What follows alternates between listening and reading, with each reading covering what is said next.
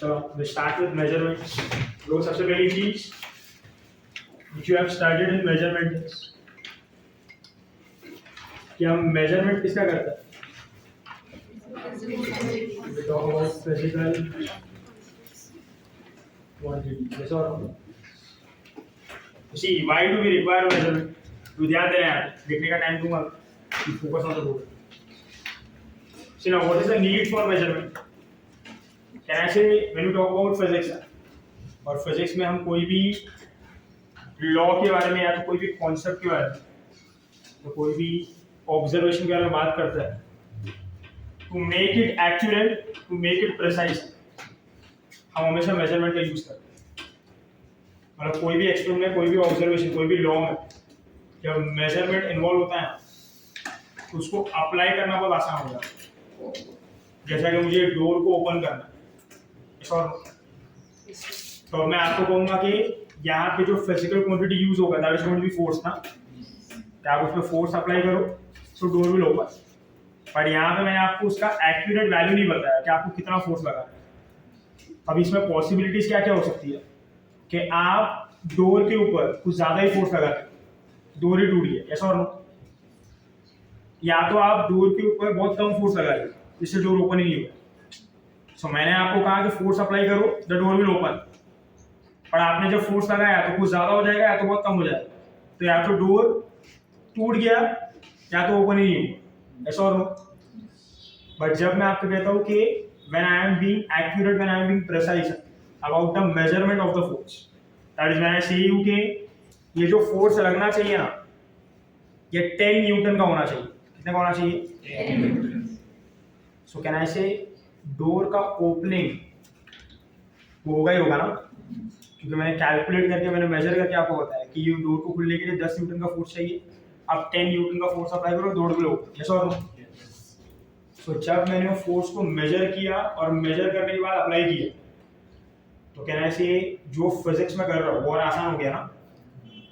सो कोई भी चीज फिजिक्स में जब हम अप्लाई करने का ट्राई करते हैं when we measure it and we apply it it becomes very easy. Yes or no? Yes. So इसलिए फिजिक्स में हर एक चीज को मेजर करना इज वेरी इंपॉर्टेंट. और जो चीज को हम मेजर करते हैं, जो चीजों को हम मेजर करते हैं उसी का नाम हमने क्या दिया है? Physical quantity. So what do you mean by physical quantity? Can I से quantities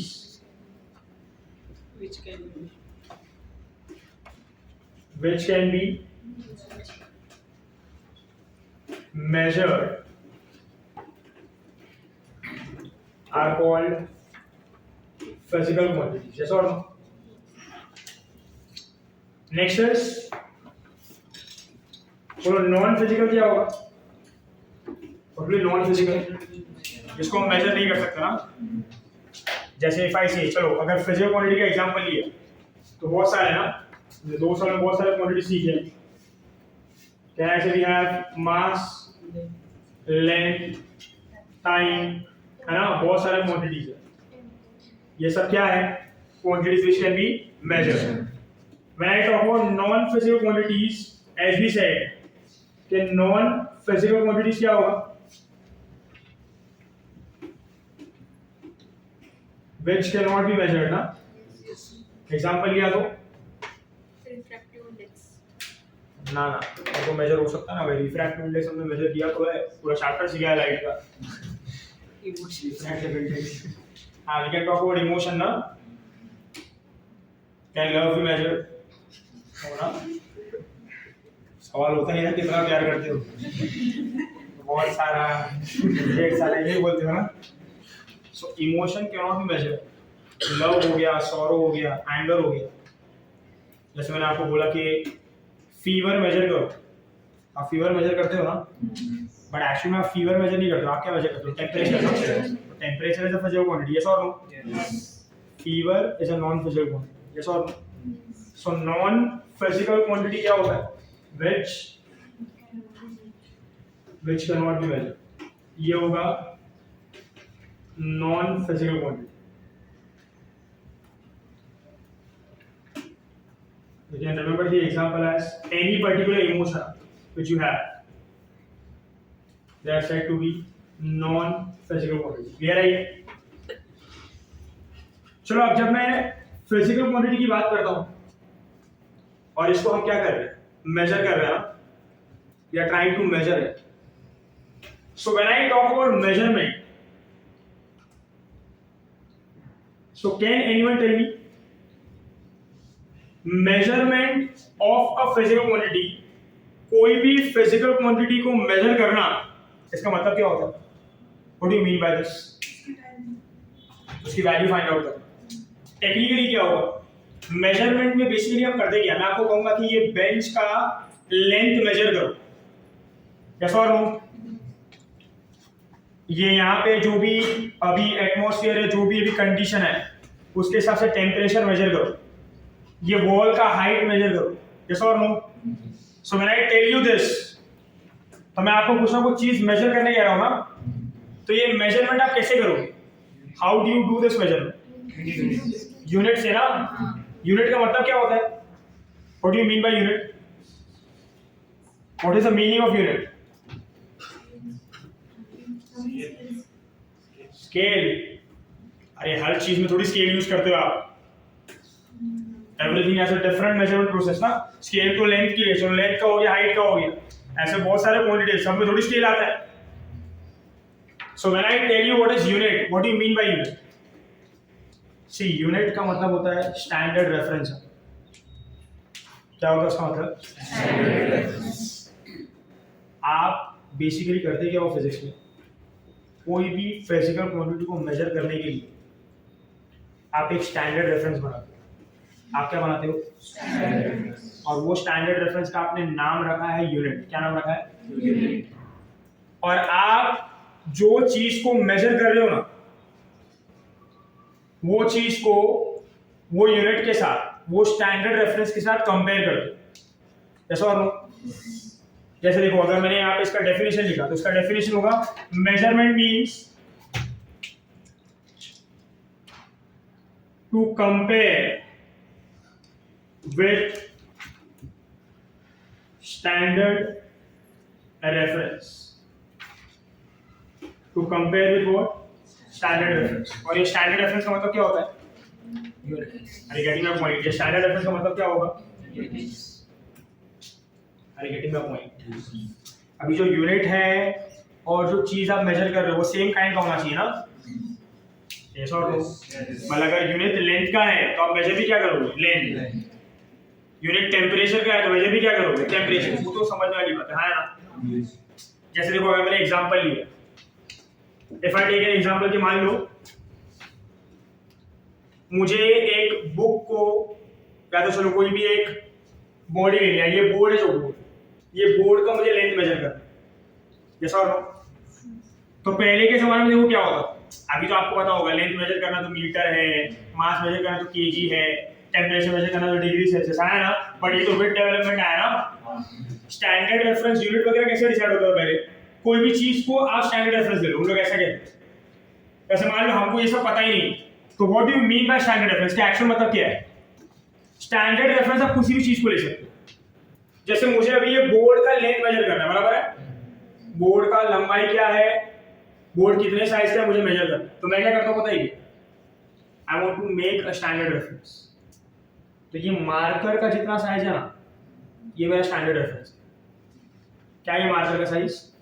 standard reference. So this one marker, this one pen is my standard reference. ये मेरा यूनिट बन गया है ना? तो अब देखो मैं क्या करता हूँ, बोले मार्कर को इधर रखूंगा ना ऐसा, तो 1 2 3 4 5 6, मान लो 6। तो मैं ये बोर्ड का जो लेंथ होगा, मान लो ये बोर्ड है ऐसा, ये बोर्ड का जो लेंथ बताऊंगा, can I say this board का length will be 6 times of pen ना, 6 टाइम्स ऑफ व्हाट? मार्कर। जहां पे 6 क्या होगा? मैग्नीट्यूड ना, और पेन क्या होगा? मतलब कोई भी एक फिजिकल क्वांटिटी को हम रिप्रेजेंट कैसे करते हैं?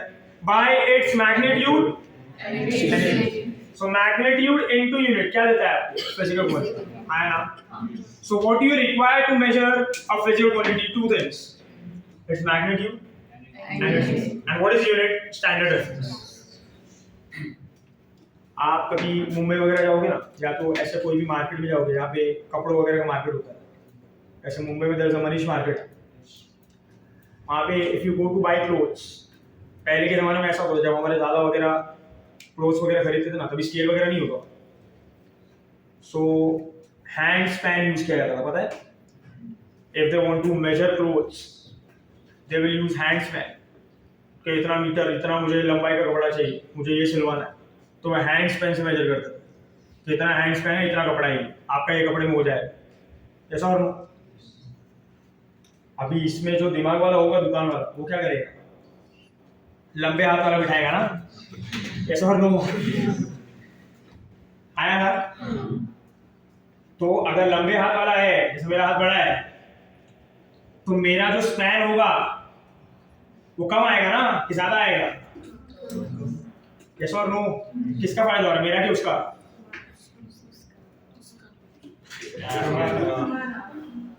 आप ये सोचो ना, अगर हाथ लंबे वाला है ना, तो मैं 10 स्पैन का कपड़ा मानता हूँ, मतलब I am asking for 10 span of clothes, 10 hand span. उसका हाथ अगर बड़ा है तो क्या होगा? ज्यादा कपड़ा जाएगा ना, तो फायदा किसका? मेरा ना, ज्यादा कपड़ा आएगा ना मेरे पास, तो वो दुकान वाला क्या करेगा? उसको अगर फायदा चाहिए तो बड़े हाथ में बिठाएगा, छोटे हाथ में? तो बच्चे को लगे बिठाएगा तो ही मापना, ऐसा और नो? तो छोटे हाथों से मापेगा तो 10 पेन जल्दी हो जाएगा ना, तो कम कपड़ा आएगा ज्यादा, ऐसा और नो? Getting my point? अभी देखो ये जो मैंने बताया ना आपको, इससे मैंने प्रॉब्लम बताया। अभी देखो मैंने पेन से मेजर किया बोर्ड को, मैंने हाथ से मेजर किया कपड़ों को, तो ये तो प्रॉब्लमेटिक है ना? वाई? क्योंकि सबका पेन का साइज अलग हो सकता है, सबका हाथ का साइज अलग हो सकता है ना? तो जो मेजरमेंट मैं कर रहा हूं वो एक्चुअल में एक्यूरेट है, एक्चुअल में वैलिड है, वो क्वेश्चन मार्क है ना? यस और no? Getting my point? I can fool you ना, यस और नो? इसीलिए फिर स्टडी कर करके ये सब चीजों को हटाया, और फिर उन्होंने स्टैंडर्ड रेफरेंस ऐसे बनाना स्टार्ट किया जो पूरी दुनिया में एक साथ एक ही तरीके से चले। यस और no? Are you getting my point? फिर तो आया ना सिस्टम ऑफ यूनिट, आपने सुना होगा ना, MKS system, CGS system, FPS system, आया ना? ये सब सिस्टम उन्होंने रिप्लेस किया ये सब चीजों, और फिर ग्लोबली एक स्टैंडर्ड सिस्टम सेट किया कि भाई अगर मेजर करना है तो सबको एक ही चीज फॉलो करना पड़ेगा, तभी तो ये सब प्रॉब्लम नहीं आएगा ना जो प्रॉब्लम आ रहा है ना।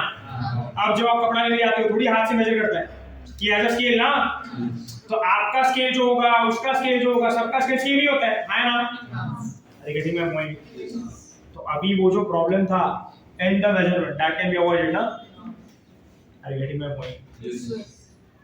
सो पहले के जमाने में स्टैंडर्ड रेफरेंस ऐसे सेट होता, अपने हिसाब से डिसाइड करते, फिर जाकर डेवलपमेंट हुआ, फिर सब कंट्रीज ने साथ में आके ग्लोबली स्टैंडर्ड रेफरेंसेस बनाए, यूनिट्स बनाए, और वो यूनिट्स का हम फॉलो करते हैं। जैसे लेंथ का मीटर हो गया, जैसे और लेंथ का यूनिट इज 1 मीटर, बहुत सारे एक्सपेरिमेंट वगैरह करके उन्होंने बताया कि लेंथ का यूनिट 1 मीटर होगा, है ना? मास का 1 kg होगा, बहुत सारे एक्सपेरिमेंट वगैरह करके बताया कि मास का यूनिट कितना होगा, 1 kg, टाइम का 1 सेकंड, है ना? तो ये सब आप कहीं भी चलेगा दुनिया में, सबका स्टैंडर्ड रेफरेंस सेम ही है ना? You are in India, you go to any country, yes और नो? लेंथ का स्टैंडर्ड रेफरेंस क्या होगा? मीटर। टाइम का क्या होगा? सेकंड। टेंपरेचर क्या होगा? केल्विन। ये सब क्या है? उसका स्टैंडर्ड रेफरेंस है, क्या है इसका? यूनिट है। Are you getting my point? So this is something which developed with time. So what do we come to know? कि जब भी हमको कोई भी फिजिकल क्वांटिटी को मेजर करना है, कैसे मेजर करते हो? By doing comparison. कंपैरिजन किससे करने का? उसके स्टैंडर्ड रेफरेंस, और उसका स्टैंडर्ड रेफरेंस सेम काइंड का होना चाहिए, यस और नो? जैसे लेंथ मेजर कर रहे हो तो किसका स्टैंडर्ड रेफरेंस होगा? लेंथ का, दैट इज मीटर ना? Are you getting my point? Yes. Time measure कर रहे हो तो किसका स्टैंडर्ड रेफरेंस होगा? टाइम का, unit, that is what? Second. और फिर इससे पता चला कि भाई कोई भी चीज को मेजर करना है तो दो चीजें लगती है, एक मैग्नीट्यूड कि उसका वैल्यू कितना, न्यूमेरिकल वैल्यू है ना, इनटू व्हाट? यस और नो? सो अभी अगर आगे लिखूं मैं कि फॉर या तो to represent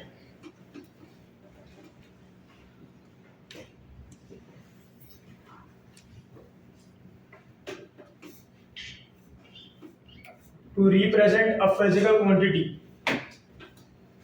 there are two things required. पहला क्या है? मैग्नीट्यूड, उसे मैं कह सकता हूँ न्यूमेरिकल वैल्यू ना,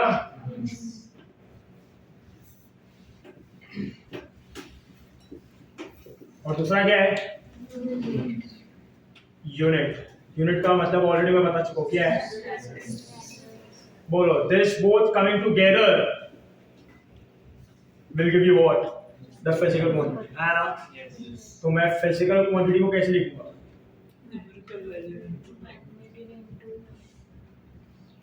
दिस विल बी Q ना. हेलो, इसका डिनोशन क्या होगा फिजिकल क्वांटिटी का? Q. न्यूमेरिकल वैल्यू, इसका डिनोशन होगा N into what? Unit into U, है ना? सो Q किसके इक्वल होगा? Tell me. Hello, N du. जैसे if I take example, length is the physical quantity. मान लो मैंने बेंच का लेंथ मेजर किया, this comes to be 30 centimetre. yes or no? कितना आया? 30 सेंटीमीटर. तो 30 सेंटीमीटर, बोलो 30 क्या है उसका? न्यूमेरिकल वैल्यू आया ना. और सेंटीमीटर क्या है उसका?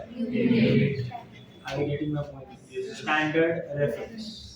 सो इसको देख के मुझे ये समझता है कि मैं कोई भी चीज को जिसको मैं मेजर कर रहा हूँ ना, जैसे बेंच को मेजर कर रहा हूँ, ये वैल्यू को देख के मुझे ये समझता है कि वो जो बेंच है, वो जो चीज है, वो उसके स्टैंडर्ड रेफरेंस से 30 टाइम्स बड़ा है ना?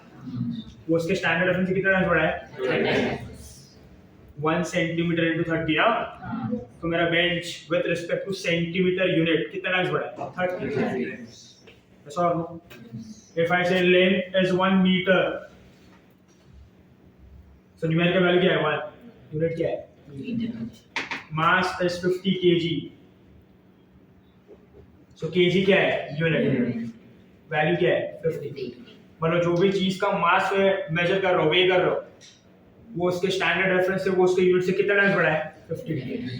Are you getting my point? Yes. So if you say my weight is 60 kg, my weight is 65 kg, you are telling me that your weight, your mass is 60 times greater than the standard reference, na? Yes. Are you getting my point? Yes. That is what you mean. और अभी आपको ये भी पता है कि जो units होता है ये कन्वर्टेबल होता है ना. मतलब आप एक फिजिकल क्वांटिटी की यूनिट को अलग अलग तरीके से लिख सकते हो ना. जैसे यहाँ पे मैंने लिखा है, बोलो ये लेंथ का मैंने यूनिट क्या लिखा है? सेंटीमीटर. यहाँ पे क्या लिखा है? मीटर. ये दोनों लेंथ के यूनिट है ना, पर सेंटीमीटर मीटर सेम है क्या? अलग अलग? अलग अलग. So the same standard reference, the same unit can be written in different ways ना. जैसे if you want to write, once again if I write length is 1 meter, can I say I can write 100 centimeter? Can I say I can write 1000 millimeter? Am I right or wrong? बराबर लिखा है ना ये.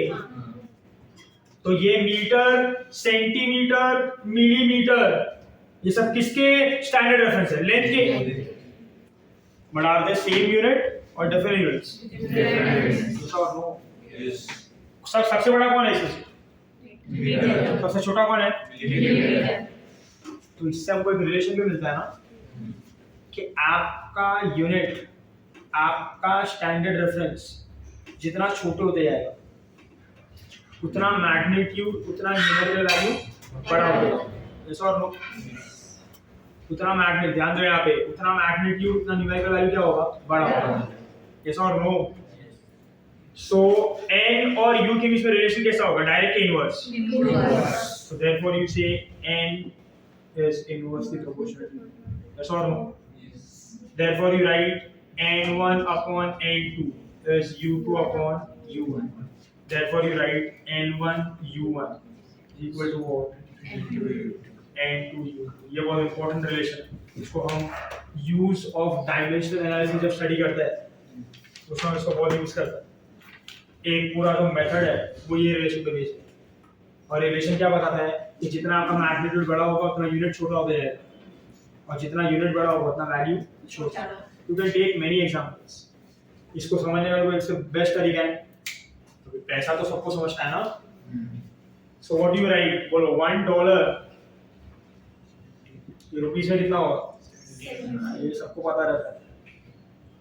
70 to be accurate अभी होगा 79 point something, चलो 78 ले लेते उसने बोला 78 रुपीस ना। तो ये डॉलर, ये रुपीस क्या है, यूनिट है ना यार, स्टैंडर्ड रेफरेंस है ना। तो बोलो डॉलर बड़ा कि रुपी बड़ा, सबको पता है ना भाई। So no, if I tell you to earn in dollars और रुपीस, हमेशा डॉलर ही प्रेफर करोगे ना। सो डॉलर बड़ा है कि रुपी बड़ा है, तो dollar is a bigger unit ना एज कंपेयर टू व्हाट, तो रुपीस छोटा यूनिट है, डॉलर बड़ा यूनिट है। तो देखो रुपी के आगे जो मैग्नीट्यूड है वो बड़ा है, और डॉलर के आगे जो मैग्नीट्यूड है वो छोटा है। तो यूनिट बड़ा तो वैल्यू छोटा, यूनिट छोटा तो वैल्यू समझता है कि नहीं hello. This is the way it works. So n is inverse proportional to what E। और एग्जांपल लेना लास्ट वाला, चलो ऐसा, इफ आई से 1 कैलोरी इज 4.2 जूल, ये तो बड़ा होगा ना। तो बोलो कौन बड़ा होता है, कैलोरी पे जूल। वैल्यू देखो, यूनिट देखो, कौन बड़ा है कैलोरी, कौन छोटा है joule. So this is smaller one ना, and this is larger one. देखो ना, इसीलिए इसका न्यूमेरिकल वैल्यू छोटा है ना, और इसका न्यूमेरिकल वैल्यू बड़ा है। So n is inverse equal to. इतना डिटेल में इसलिए बता क्योंकि ये रिलेशन को हम बहुत जगह पे यूज करते हैं, useful relation when you do the dimension analysis. So let's just clear everyone. So this is the way it works, ऐसे वर्क है। So this we mean by measurement, this is the representation of a quantity, and this is the way we talk about the fundamental the physical quantity, that is numerical value into unit, and this is the relation between numerical value and the unit. इस और फिर इसके बाद का चीज तो आपको पता ही होगा कि अगर मुझे फिजिकल क्वांटिटी को क्लासिफाई करना है, if I want to classify physical quantity, बोलो कितने टाइप्स होते हैं, दो। सबको पता है ना ये। पहला कौन सा होता है, सेकंड कौन सा होता है, बोलो फंडामेंटल का मतलब क्या होगा, जो डिपेंड नहीं करता अदर क्वांटिटी, जिसका मेजरमेंट, जो क्वांटिटी जिसका मेजरमेंट दूसरे क्वांटिटीज पे डिपेंड नहीं करता है, मतलब उनका मेजरमेंट इंडिपेंडेंटली होता है अपने तरीके से, वो क्वांटिटीज को हम लोग क्या कहते हैं, फंडामेंटल। डेराइव्ड क्या होगा, जो डिपेंड करती है, the quantities which depends upon fundamental quantities ना, हेलो, वो क्वांटिटीज को हम लोग क्या कहते हैं, डेराइव्ड। जैसे मुझे लेंथ मेजर करना है, मास मेजर करना है, तो लेंथ मेजर करने के लिए आपको दूसरे क्वांटिटी का मदद लेते हो क्या, नहीं ना। Length is measured independently, mass is measured independently. Time measure करने के लिए किसी मदद लेते हो क्या, नहीं। Time is measured independently, temperature is measured independently. तो ये सब क्या है, फंडामेंटल आया ना। डेराइव्ड क्या होगा, जो क्वांटिटीज पे डिपेंड अपॉन फंडामेंटल क्वांटिटी। जैसे मैंने स्पीड का बात किया, स्पीड का फॉर्मूला क्या होगा, जैसे मैं ये क्वांटिटीज का बात करूं, जो फॉर्मूला चाहिए ना, डिस्टेंस अपॉन टाइम। डिस्टेंस क्या है, लेंथ अपॉन टाइम। तो अगर स्पीड पता करना है तो मुझे क्या पता करना पड़ेगा, लेंथ। मुझे क्या पता करना पड़ेगा, टाइम, तभी स्पीड पता कर सकता हूं। बोलो दोनों में से एक भी क्वांटिटी मिसिंग हुआ, स्पीड मिलेगा क्या, स्पीड डिपेंड कर रहा है ना किस पे, डिस्टेंस और टाइम, लेंथ और time. Without this I cannot find out speed. Yes or no? Yes, sir. Density is mass upon volume. बोलो वॉल्यूम ऑफ एनी बॉडी, अच्छा क्यूब ले लिया था, L क्यूब ना, सो मास अपॉन लेंथ का cube. तो density किस पे डिपेंड कर रहा है, मास पे, लेंथ पे। Without knowing mass, without knowing length, can I know density, no. तो डेंसिटी कैसा होगा, फंडामेंटल के derived. Are you getting my point. So physics में दो टाइप की क्वांटिटीज होती है, फंडामेंटल एंड फंडामेंटल का मतलब क्या, विच आर इंडिपेंडेंट, ये कोई भी दूसरे क्वांटिटीज पे डिपेंड नहीं करेगा। इनका मेजरमेंट उसके इंडिपेंडेंट प्रोसेस से होता है, आपको कोई भी दूसरे क्वांटिटी का मदद नहीं लेना है। डेराइव्ड क्वांटिटीज वो होता है जो डिपेंड करते हैं किस पे, दूसरे fundamental quantities. They depend upon fundamental quantities, without the help of fundamental quantities they can not be defined. Clear है? और जैसे फंडामेंटल क्वांटिटीज है, जैसे डेराइव्ड क्वांटिटीज है, वैसे ही उनका यूनिट्स भी होता है। फंडामेंटल क्वांटिटी का यूनिट कैसा होगा? फंडामेंटल यूनिट, है ना? और डेराइव्ड क्वांटिटी का यूनिट भी कैसा होगा? डेराइव्ड। मतलब फंडामेंटल क्वांटिटीज के जो स्टैंडर्ड रेफरेंस है, जो यूनिट्स है, वो भी कैसे होंगे? इंडिपेंडेंट ना? यस और नो? यस। जैसे लेंथ का क्या है? मीटर। मास का क्या है? केजी। ये इंडिपेंडेंट है ना? But when I talk about units of derived quantity, तो डिराइव्ड क्वांटिटी का यूनिट भी कैसा होगा? डिराइव्ड। जैसे मैंने स्पीड लिखा, स्पीड, तो स्पीड क्या है? Distance upon time. So if I want to find out the unit of speed, I must know the unit of distance and time, ना? Which is what? Meter upon second. तो ये किसका unit होता है? Speed का। तो बोलो speed का यूनिट किस पर डिपेंड करता है? लेंथ। किस पर डिपेंड करता है? टाइम। तो इसका यूनिट इंडिपेंडेंट है कि डिपेंडेंट है? सो इसीलिए डेराइव्ड क्वांटिटी का यूनिट भी कैसा होता है? डेराइव्ड। फंडामेंटल क्वांटिटी का यूनिट भी कैसा होता है? Fundamental. Are you able to understand this? Yes. So ये दो टाइप की क्वांटिटीज होती है। Yes or no? Yes. Am I clear? Is everyone clear with this? Next is, so यहीं पे लिख देता हूँ मैं। So this is about fundamental quantity.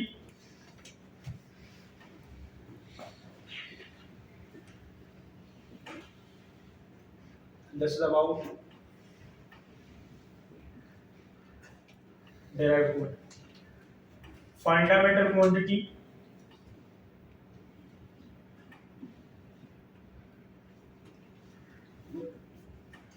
has fundamental unit.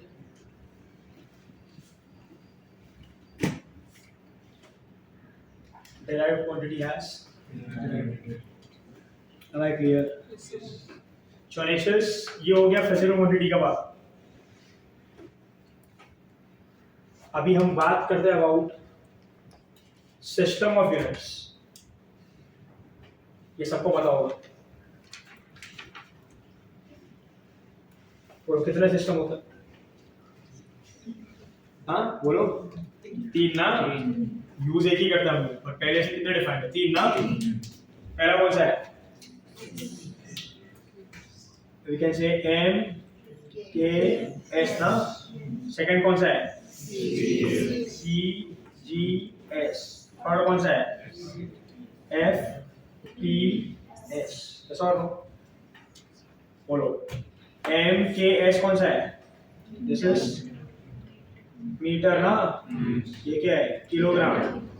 आया ना? याद है? And this is what? ये क्या होता है? सेंटीमीटर, ग्राम, सेकंड, है ना? और ये क्या होता है? फुट, पाउंड, सेकंड, है ना? These are the 3 system of units. ये सिस्टम ऑफ यूनिट्स एक्चुअल में क्या होता है? सिस्टम ऑफ यूनिट का मतलब ये होता है कि पहले के जमाने में बिफोर 1971 अलग अलग कंट्रीज होती थी ना, उनमें कोई इंटरनेशनल ट्रेडिंग वगैरह नहीं होती, मतलब they did not have any connection. पहले अपना अपना देश खुद संभालो, ऐसा था। आपस में कोई इतना कुछ ज्यादा कम्युनिकेशन या तो इतना कुछ लेन देन नहीं होता। फिर इंटरनेशनल ट्रेडिंग वगैरह शुरू हुई तो हम लोग कनेक्ट करना स्टार्ट किए। तो इसके पहले जो देश में जैसे रहते थे, जो कंट्रीज में जो चलता था, उसी के हिसाब से सब बातें होती थी। तो ये जो पहले दो सिस्टम है MKS, CGS, ये चलता था फ्रांस में एंड यूरोपियन कंट्रीज, जैसा और अरे गेटिंग माय पॉइंट। तो वहाँ के जो साइंटिस्ट होते थे, वहाँ के जो फिजिसिस्ट होते थे, वो ये फॉलो करते। जिनको लेंथ मेजर करना तो मीटर में होगा, मास मेजर करना तो किलोग्राम में होगा, टाइम मेजर करना तो सेकंड में होगा। कुछ वहीं के साइंटिस्ट लेंथ को सेंटीमीटर में लेते थे, दोनों रिलेटेड है ना। मास को ग्राम में लेते थे, टाइम को सेकंड में लेते थे। तो this was used by French people, by France. FPS ये कौन यूज करता था? This was used by UK, British people। इसलिए हमारी जो पुरानी बुक्स होती है ना, इंडियन बुक्स भी, जब पुराने जमाने की बात है, जब हमको इंडिपेंडेंस वगैरह नहीं मिला है ना, वो जमाना 1950 1960 उसके पहले की, उसमें जितनी भी सब रीडिंग्स वगैरह होती है सब किस में होती है, एफपीएस, फुट पाउंड सेकंड, है ना। और हम भी कहीं कहीं पे फुट, हमारा हाइट वगैरह बताते हो हम फुट में बताते ना, या तो हम वेट के लिए केजी यूज करते हैं या तो पाउंड्स यूज करते हैं, है ना। अब जिम में जाओ डंबल वगैरह मिलते हैं ना पाउंड्स में, और सेकंड्स यूज करते हैं, है ना। तो ये कौन यूज करता था, ब्रिटिश कॉलोनी। अब क्योंकि ब्रिटिश ने हमारे यहाँ सेवा की है तो इसीलिए we were also using this, और कहीं कहीं पे अभी भी करते। बट फिर सब कंट्रीज के बीच में जब इंटरनेशनल ट्रेडिंग स्टार्ट हुआ ना, तो प्रॉब्लम स्टार्ट हुई, तो वो ह्यूज प्रॉब्लम, समझ में नहीं आ रहा, क्योंकि एक कंट्री ये पर्टिकुलर यूनिट में कहता था कि मैं इतना मुझे सामान चाहिए, इतना मुझे ट्रेडिंग करना है, पर वो दूसरी कंट्री को समझता ही नहीं था ना, तो प्रॉब्लम से माल फंक्शनिंग हुआ था। उसने इतना क्वांटिटी मांगा होता तो ये उतना दे देता, यस और no. So there was a huge problem in the trading. तो फिर सब लोगों ने मिलकर डिसाइड किया, सब countries came together, they decided कि ये सबको ना स्क्रैप करते हैं और एक कॉमन सिंगल सिस्टम बनाते हैं जो ग्लोबली इंटरनेशनली एक्सेप्टेड होना चाहिए, और सबको वही सिस्टम फॉलो करके ट्रेडिंग करना पड़ेगा, वही सिस्टम फॉलो करके काम करना पड़ेगा, तभी यूनिफॉर्मिटी रहेगी, and then only things will work smoothly, yes और नो। तो ये सब चीज को स्क्रैप करके कौन सा सिस्टम बना, SI सिस्टम, यस और no. So after 1971 which system came into existence, अभी SI सिस्टम बना भी फ्रांस में है, तो ऑलमोस्ट सेम है, किसको, MKS सिस्टम आया ना। Then SI system came into existence after 1970, तो ये सब स्क्रैप हो गए और ये यूज किया। फिर भी हम लोग थोड़े बहुत रीडिंग्स वगैरह में CGS यूज करते हैं, MKS यूज करते हैं, ये सिमिलर ही है ना। तो SI सिस्टम बना, कॉमन सिस्टम बना, international system of units, and they still till data we are using this system and we are following this। अभी सबसे पहला काम SI सिस्टम ने क्या किया कि जितनी भी फिजिकल क्वांटिटीज एग्जिस्ट करती थी ना, उसमें से स्टडी करके, एक्सपेरिमेंट करके, जान के, सब कुछ अंडरस्टैंड करके उन्होंने सबसे पहले दुनिया को ये बताया कि उनके हिसाब से दुनिया में कितनी फंडामेंटल क्वांटिटीज एग्जिस्ट करती है। There are how many fundamental quantities which is existing in physics? और कितनी थी? 7 ना? कौन सा है? Mass, length, time, temperature, current, luminous intensity, and amount of substance. These are the 7 fundamental quantities decided by SI system. तो SI system के हिसाब से ये 7 क्वांटिटीज ही है जो फंडामेंटल मतलब क्या, इंडिपेंडेंट ना। ये 7 क्वांटिटीज ही है जो इंडिपेंडेंट है, इनका यूनिट भी इंडिपेंडेंट है, क्वांटिटीज भी इंडिपेंडेंट है। इसका मतलब ये है कि इनको मेजर करने के लिए किसी और का मदद नहीं चाहिए। ये 7 को छोड़ के बाकी जितनी भी क्वांटिटीज एग्जिस्ट करती है, दे ऑल आर डायरेक्ट। तो कौन सा बोला हमने, बोलो। When I talk about, चलो पहले ये नोट डाउन कर लेना, नोट दिस डाउन फास्ट, तो उसके बाद पॉज करना होगा, मत कर लेना, ये क्या जुड़ा चल रहा है भाई। So now if I talk about fundamental quantities, कितने होगी 7 ना, and rest all the quantities are derived। बोले इसके साथ साथ और दो supplementary quantities and supplementary units होती है, named as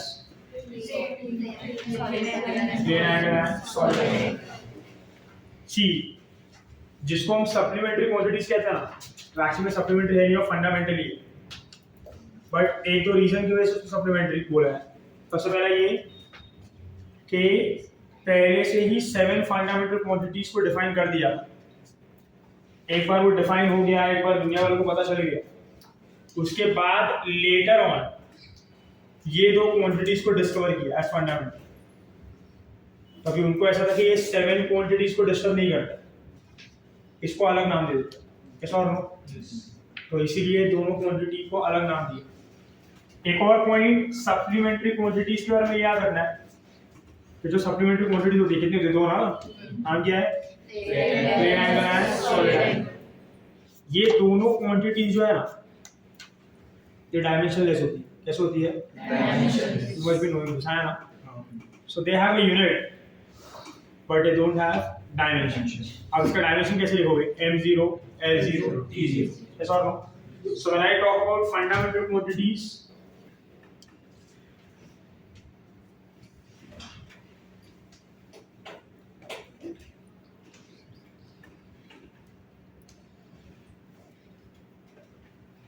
we have 7 quantities। फटाफट लिख लेते हैं। तो सबसे पहले कौन सा होगा, मास ना, second is length, third is time, fourth is temperature, fifth is electric current, sixth is luminous intensity, and last is amount of substance।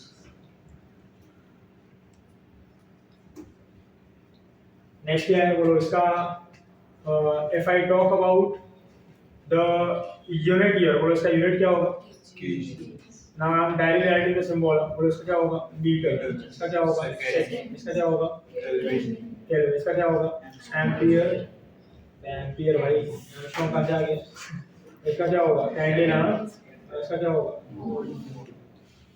yes or no? Yes. So these are the 7 fundamental quantities। चलो if I talk about supplementary quantities, supplementary में जैसा हमने पहले कहा there are 2 ना,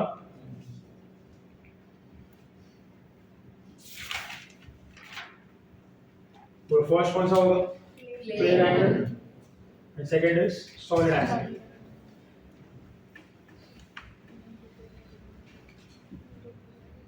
And second we have is solid angle।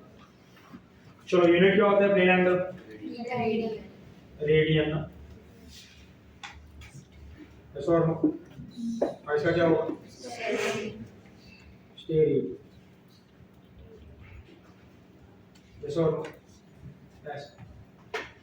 और ये दोनों भी कैसे होंगे, डायमेंशनलेस। डायमेंशन की बात करेंगे आगे, पर you must be knowing dimensionless मतलब क्या, m0 l0 t0। so this both are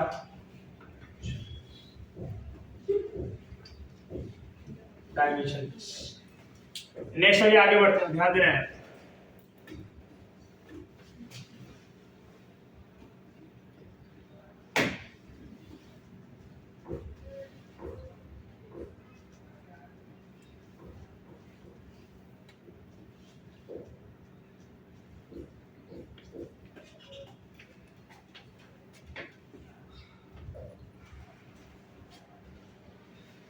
Next is,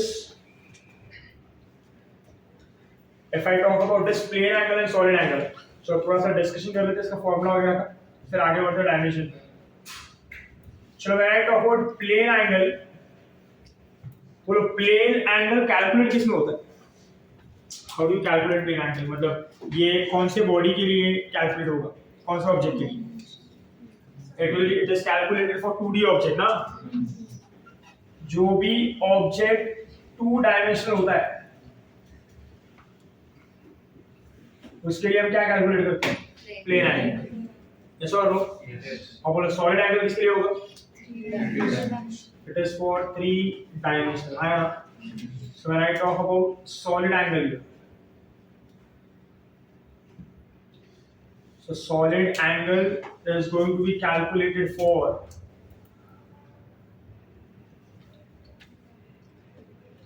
3D object, है ना। बोलो प्लेन एंगल सिंपल वे में अगर मुझे कैलकुलेट करना है, बोलो 2 डायमेंशनल ऑब्जेक्ट, सीधा सीधा मान लो एक सर्कल लिया है, there is a circle here, है ना, ये सर्कल का सेंटर है, मान लो इस सर्कल में से मैंने एक पार्ट सिलेक्ट किया है ऐसा, section of a circle, sector of a circle, है ना। सो बोलो ये सेक्टर को यहां से यहां अगर मैं कंसीडर कर रहा हूं, सिर्फ इतना ही पार्ट ले रहा हूं ये सर्कल का, तो ये इतना part with respect to the whole circle कुछ ना कुछ एंगल बना रहा है ना। तो ये एंगल क्या होगा, और ये थीटा एंगल को मैं क्या कहता हूँ, प्लेन एंगल। तो जो भी एंगल एक 2D ऑब्जेक्ट बनाता है वो एंगल में क्या कहते हैं, प्लेन एंगल। जैसे मैंने स्क्वायर लिया, स्क्वायर, तो बोलो स्क्वायर कैसा है, 2D ऑब्जेक्ट है कि नहीं, येलो, तो कितना एंगल बनाएगा ये, 90 ना, तो 90 उसका क्या है, plane angle, theta is 90, what is this, plane angle, yes और नो, तो ये क्या है, प्लेन एंगल। बोलो क्वार्टर सर्कल लिया तो 90, सेमी सर्कल लिया तो 180, 3/4 सर्कल लिया तो 270 ना, and for the whole circle कितना होगा, 360, तो वो 360 क्या होता है, that 360 for a circle is said to be what, plane angle, yes or no। कैसे कैलकुलेट करते हो इसको, अगर ये सेक्टर को मैं बाहर निकालो ऐसा,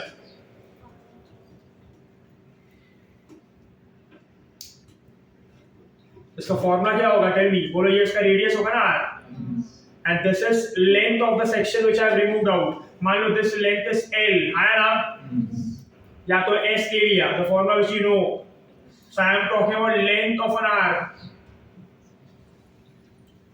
what is the formula, you know, बोलो क्या होगा, s is equal to what, r theta, सीखा है कि नहीं है, तो s is equal to what, r theta, so theta क्या होगा,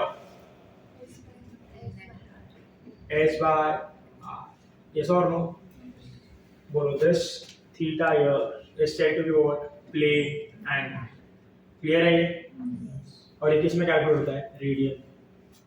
तो प्लेन एंगल किसके लिए होता है, 2D ऑब्जेक्ट, और जो भी उसका पार्ट, जो भी एंगल बनाएगा, that is said to be what, plane angle. Square ले लो, रेक्टेंगल ले लो, इसका एंगल कितना होता है, 90, इक्विलेटरल ट्रायंगल लिया तो उसका प्लेन एंगल कितना होगा, 60, सर्कल का जो भी पार्ट आप लोगे उसके हिसाब से उसका एंगल होगा ना, that angle is said to be what, plane angle, clear है ये।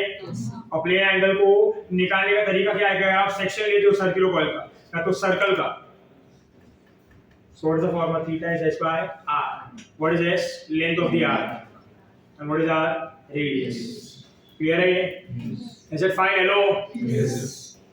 next is talking about solid angle।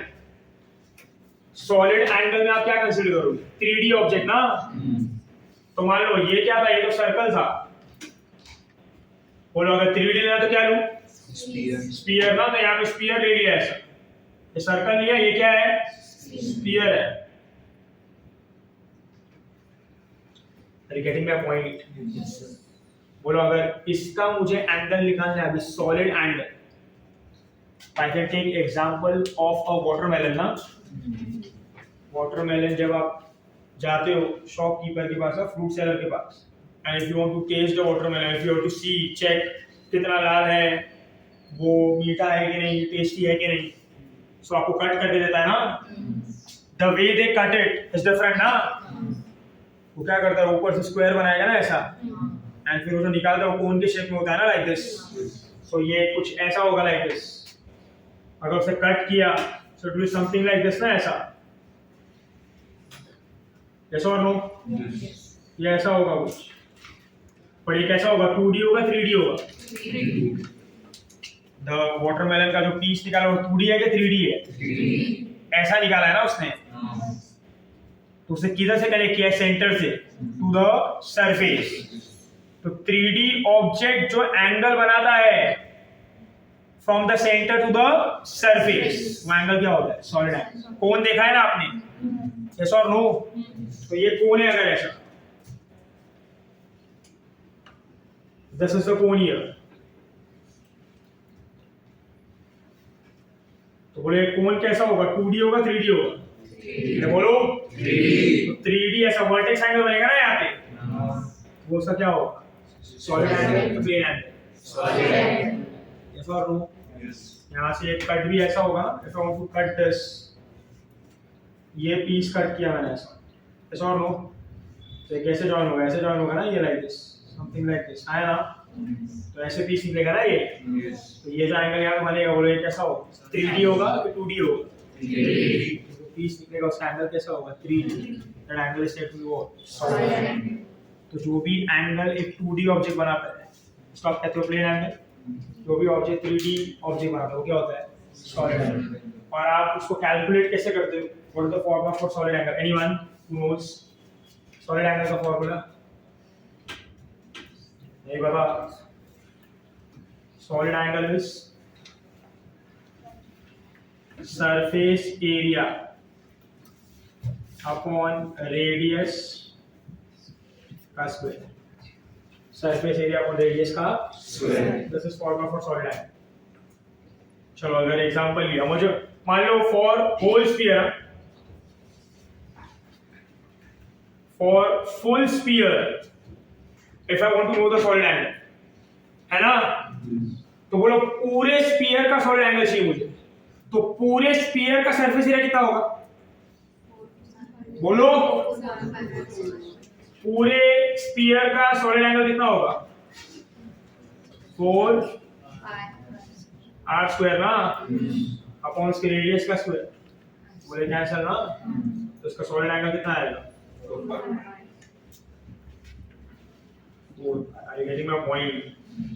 तो solid angle for sphere is 4। समझा? तो बोलो सर्कल का कितना होगा? 2 पाई ना, तो 2 पाई इसका सॉलिड एंगल होगा प्लेन एंगल। और ये क्या होगा इसका? और ये सर्कल है कि स्फीयर है? 3D है 4 पाई, 2D है तो 2 पाई। क्लियर? यस और नो? और यहाँ पे आपको सिर्फ एक चीज याद रखना होता है, दैट इज आप कन्वर्जन करते हो एंगल का। You write angle in terms of degree और रेडियन ना, but according to the system of unit आपको किस में लिखना चाहिए? रेडियन में ना। ये बोलो भाई। तो सप्लीमेंट्री क्वांटिटी का यूनिट क्या माना है? प्लेन एंगल, रेडियन, है ना? सो आप कैसे कन्वर्जन करते हो? बोलो radian to degree, degree to radian, पता है किसी को? इसके लिए पाई बाय 180 का बस। डिग्री टू रेडियन के लिए बोलो क्या होगा? किससे मल्टीप्लाई करो?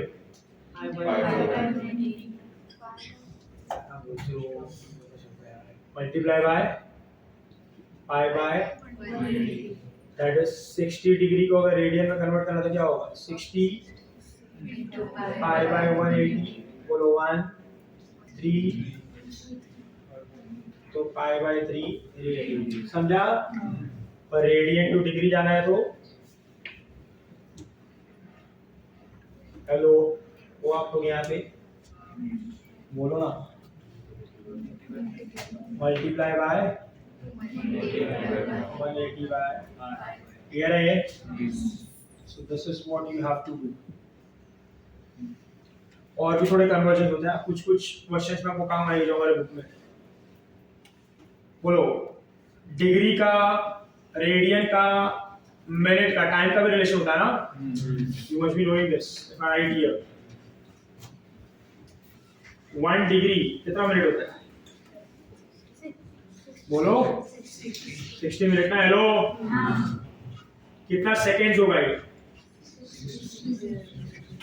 सेकंड ना, ये डैश होता मिनट, डबल डैश होता सेकंड, आया ना? तो पता होगा सबको, पता होना चाहिए। बोलो यू नो दैट अगर 1 डिग्री को मुझे रेडियन में लिखना है, so I need to multiply 1 into pi by 180 ना? This will be radian. 1 minute in terms of radian कितना होता है? बोलो इसको डिवाइड करना पड़ेगा कितने से? 60 से। तो इसका आंसर आता है 2.91 into 10 raised to -4 रेडियन। कितना आता है? 1 minute is 2.91 into 10 raised to -4 radian, and 1 second is 4.85 into 10 raised to -6 radian. ये इसका वैल्यू समझ में आ रहा है? ये कन्वर्जन तुमको काम आता है न्यूमेरिकल से। कभी कभी क्वेश्चन जब आता है सॉलिड एंगल वगैरह, तो उन्होंने हमको एंगल काफी छोटा होता है, बेसिकली पैरेलक्स मेथड वगैरह होता है ना, उसमें ज्यादा काम आता है। बट वहाँ पे जो एंगल्स दिए होते हैं ना काफी छोटे दिए होते हैं इन terms of minutes, in terms of seconds. तो सबसे पहला चीज हमको ये करना पड़ता है, वो मिनट सेकंड को कन्वर्ट करना पड़ता है किसमें? Radian. How do you convert? ये कन्वर्ट। क्लियर है? Hello Are you able to understand this? Yes, sir.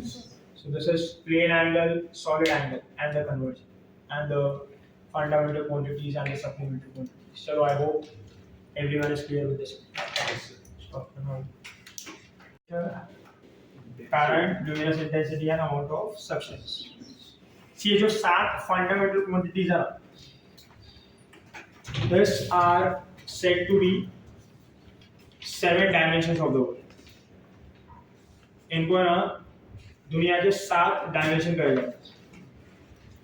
जितने भी 7 फंडामेंटल क्वांटिटीज हमने बताया, this are said to be 7 dimension of the world. Dimension का मतलब ये होगा हमारी सोच है कि how do we think. When I talk about 7 dimensions मतलब हम 7 चीजों के टर्म्स में हर एक चीज के बारे में सोचते हैं।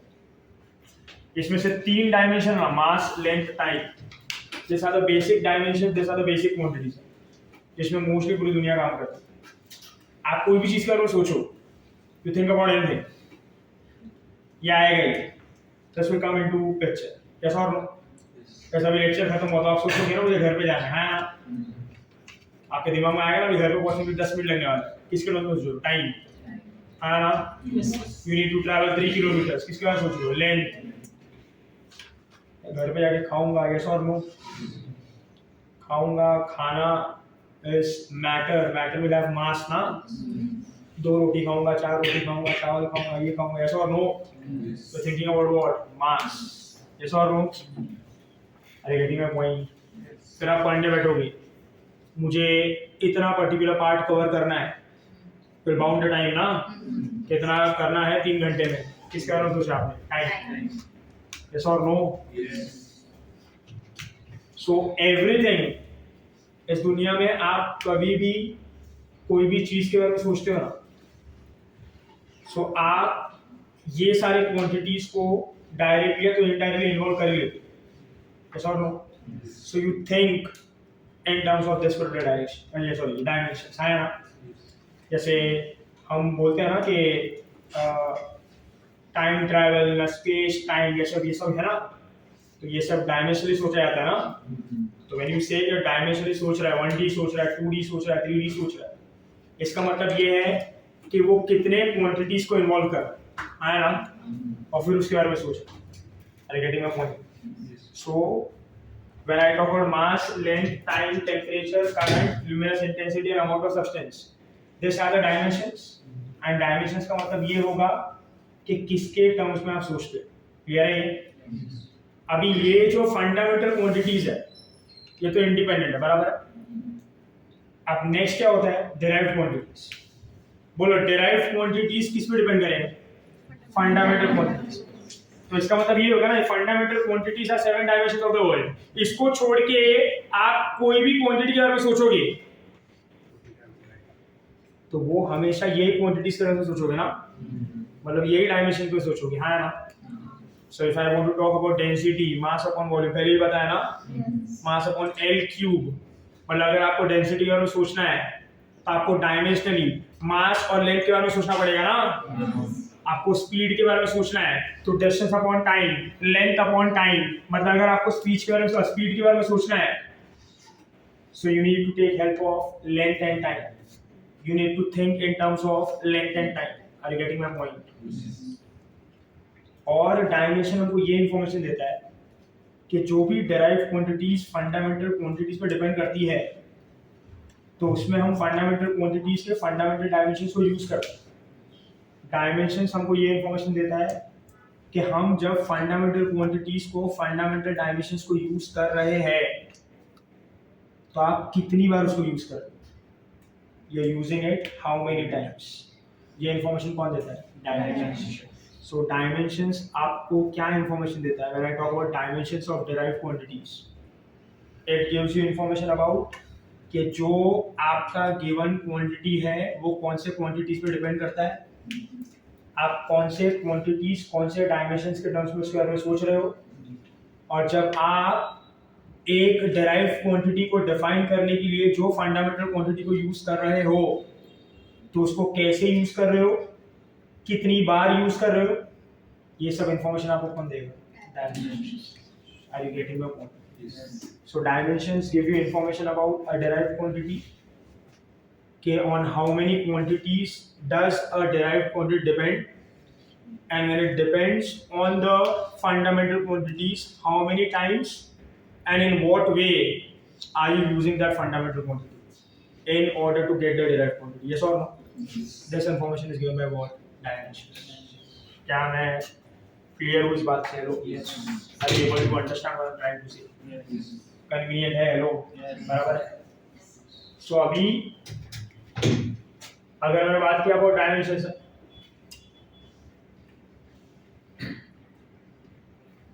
so I talked about 7 dimensions, 7 fundamental dimensions regarding the fundamental quantities. सबसे पहले मास. बोलो इसका डायमेंशन आप कैसे लिखते हो? m ना. सेकंड क्या होगा? लेंथ. इसका डायमेंशन आप कैसे लिखोगे? l. और इसमें कोई भी और इन्वॉल्व नहीं होगा, है ना? How do you show the dimension by a square bracket ना? तो डायमेंशन दिखाने का तरीका क्या है? By a square bracket. And third is time. यहाँ पे क्या होगा? t. फोर्थ क्या होगा? टेम्परेचर. वो क्या होगा? या तो आप क्या यूज करते हो? यहाँ पे के ना, या तो आप थीटा भी यूज करते हो, बराबर ना? चलो के यूज करते हैं. फिर है फिर क्या होगा? करंट. करंट के लिए या तो आप यूज करते हो आई या तो ए. चलो ए यूज करते हो, बराबर है. फिर क्या होगा? Luminous intensity. क्लियर है ये? बोलो इसके लिए आप क्या यूज करते हो? सीबी. कैंडल. हाँ. And last is amount of substance. इसमें आप यूज करते हो. क्लियर है ये? सो ये 7 फंडामेंटल क्वांटिटीज के dimensions which we have described, the 7 fundamental dimensions on which everything works. आया? पूरा फिजिक्स इसी पे काम करता है. क्लियर है ये?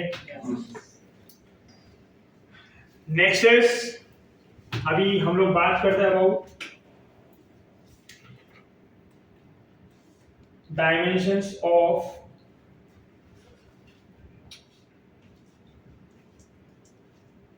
derived quantities. Yes or no? Dimensions of derived quantities.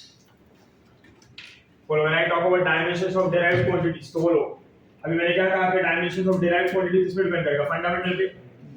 वो कैसे डिपेंड करता है वो बताएगा, और जो क्वांटिटीज पे डिपेंड कर रहा है वो कितनी बार यूज करेंगे हम लोग वो बताएगा, है ना?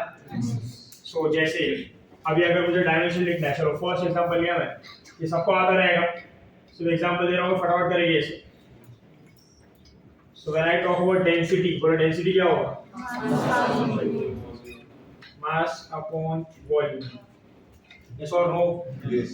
चलो when I talk about mass upon volume, if I am talking about density of a cube, so volume becomes what?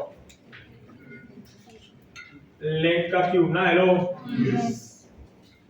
चलो, so if I want to write down unit of density, तो यूनिट कैसे लिखूंगा मैं? ऐसे मास का क्या होगा? kg ना. हेलो? लेंथ का क्या होगा? मीटर. और लेंथ कितनी बार है? 3 बार ना. तो क्या होगा? Metre. This is unit of density, है ना?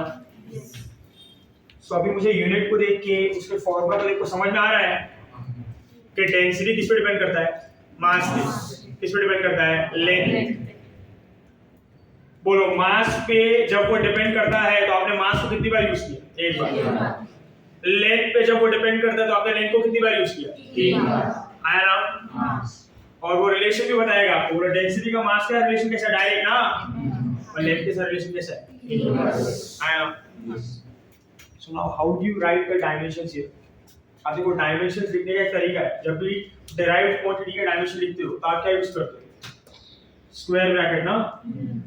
और आप जनरली सबका डायमेंशन किसके फॉर्म में लिखते हो? m l t, that is mass length time. Why mass length time? क्योंकि mass length time are the most basic quantities. इसका मतलब ये है कि आप देखोगे ना, मोस्टली जितने भी फंडामेंटल क्वांटिटीज हो गए ना, उसमें मास लेंथ टाइम में से कोई ना कोई क्वांटिटी इन्वॉल्व हो गए, आया ना? कोई भी ऐसा क्वांटिटी नहीं है जिसमें मास ना हो, लेंथ ना हो, टाइम ना हो, मतलब कुछ ना कुछ तो होगा ही, या तो मास होगा, या तो लेंथ होगा, या तो टाइम होगा, तो कोई दो होगा, या तो तीनों हो गए, है ना? तो mass, length, time are the most basic dimensions, are the most basic quantities which we use, the most fundamentally and most frequently used quantities है। इसलिए आप जनरली कोई भी क्वांटिटी का डायमेंशन किसके फॉर्म में लिखते हो? M N. हाँ, अब ये तीनों को छोड़ के अगर कोई दूसरा क्वांटिटी भी इन्वॉल्व हुआ फंडामेंटल, तो एक्स्ट्रा ऐड करेंगे ना, या तो टेम्परेचर इन्वॉल्व हुआ है, तो करंट इन्वॉल्व हुआ, एक्स्ट्रा ऐड करेंगे, सुनाया ना? बट हर एक क्वांटिटी के डायमेंशन में एक चीज कॉमन होगा कि सब में क्या आएगा? मास, लेंथ, टाइम, क्योंकि तीनों बेसिक। Are you getting my point? Hello, so this is the way to describe it. Are you able to understand this? तो चलो, अगर मुझे अभी इसका डायमेंशन लिखना है, so how do I write the dimension? This is also said to be dimensional formula। क्या कहते हैं इसको? Dimensional formula. तो चलो, अभी अगर मुझे डायमेंशनल फॉर्मूला लिखना है डेंसिटी का, सो कैसे लिखूंगा? देखो ऐसा कि for density the dimensional formula is going to be, बोलो, मैंने मास यूज किया ना, तो मास कितनी बार यूज हो रहा है? वन टाइम ना। So how do I right this? m1 बराबर है, बोलो, मैंने लेंथ यूज किया है कितनी बार? L3, है ना? Is there time here? No. So how do I write the whole dimension? बोलो, अभी कोई भी चीज हम लोग न्यूमरेटर डिनोमिनेटर के फॉर्म में नहीं रखेंगे, रेशियो के फॉर्म में नहीं रखेंगे, we'll write it together। So बोलो, m1 न्यूमरेटर में तो वैसे ही रहेगा, बराबर है? ये डिनोमिनेटर से न्यूमरेटर में क्या हो जाएगा? That's time used here. No. Does it depend on time? No. So we write T as what? 0. Yes or no? Yes. This is dimensional formula for density। तो देखो, आप सिर्फ उसके डायमेंशन देख के समझ सकते हो। आपने डेंसिटी का डायमेंशन देखा, आपको डायमेंशन देख के समझ में आ रहा है। मास 1 है, मतलब मास कितनी बार यूज हुआ है? एक बार। बोलो, किस पे डिपेंड कर रहा है? मास कितनी बार? एक बार। एल है यहाँ पे, है ना? बोलो, किस पे डिपेंड करता है? लेंथ कितनी बार? 3 बार। कितनी बार लेंथ यूज हुआ है? 3 बार। और कैसे? -3 है, तो न्यूमरेटर में होगा कि डिनोमिनेटर? और मास प्लस हो, तो न्यूमरेटर होगा डिनोमिनेटर? डायमेंशन देख के फॉर्मूला समझ में आता है ना? That is mass upon length का। तो टोटल इंफॉर्मेशन देता है कौन? Dimension, about everything. कौन सा क्वांटिटीज पे डिपेंड करता है, कैसे उसका रिलेशन है, कितनी बार यूज की, टोटल इंफॉर्मेशन। क्लियर है ये? This is the way dimension works. Is it clear? Hello, चलो ये नोट डाउन करना फटाफट। फिर कुछ क्वांटिटीज का हम लोग डायमेंशनल एनालिसिस करते हैं, तो इंपॉर्टेंट है ना उसका।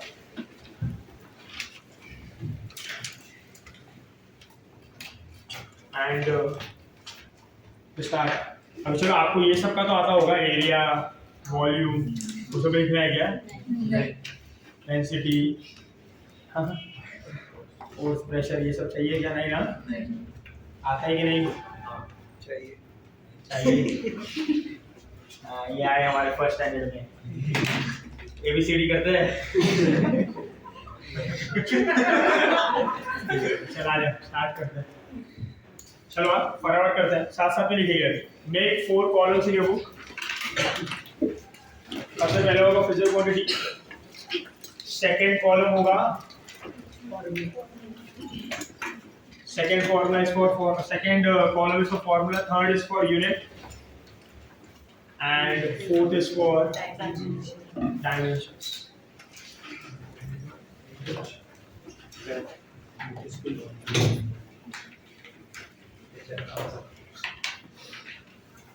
चलो, let's start।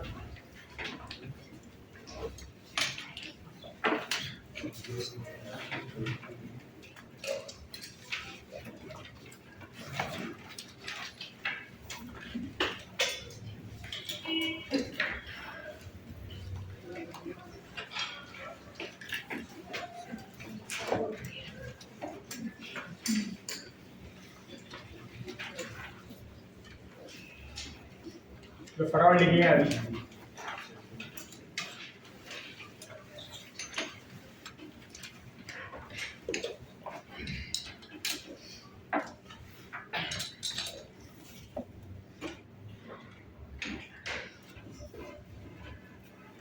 उसका हाँ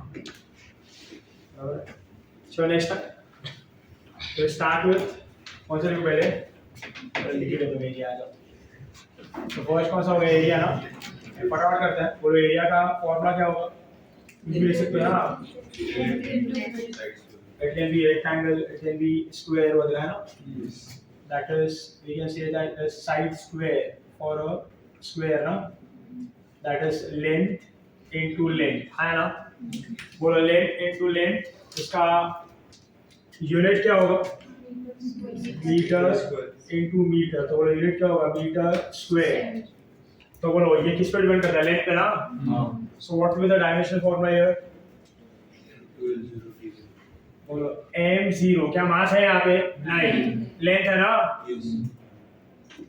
L2 T0 यस और नो सो एरिया क्या होगा m0 L2 T0 चलो second is we talk about volume so volume denoted by capital V volume अगर लिया क्यूब का तो क्या होगा length into breadth into height बराबर है बोलो इसका यूनिट क्या बनेगा length is also metre metre metre the unit is metre cube what is the dimensional formula here फटाफट बोलो भाई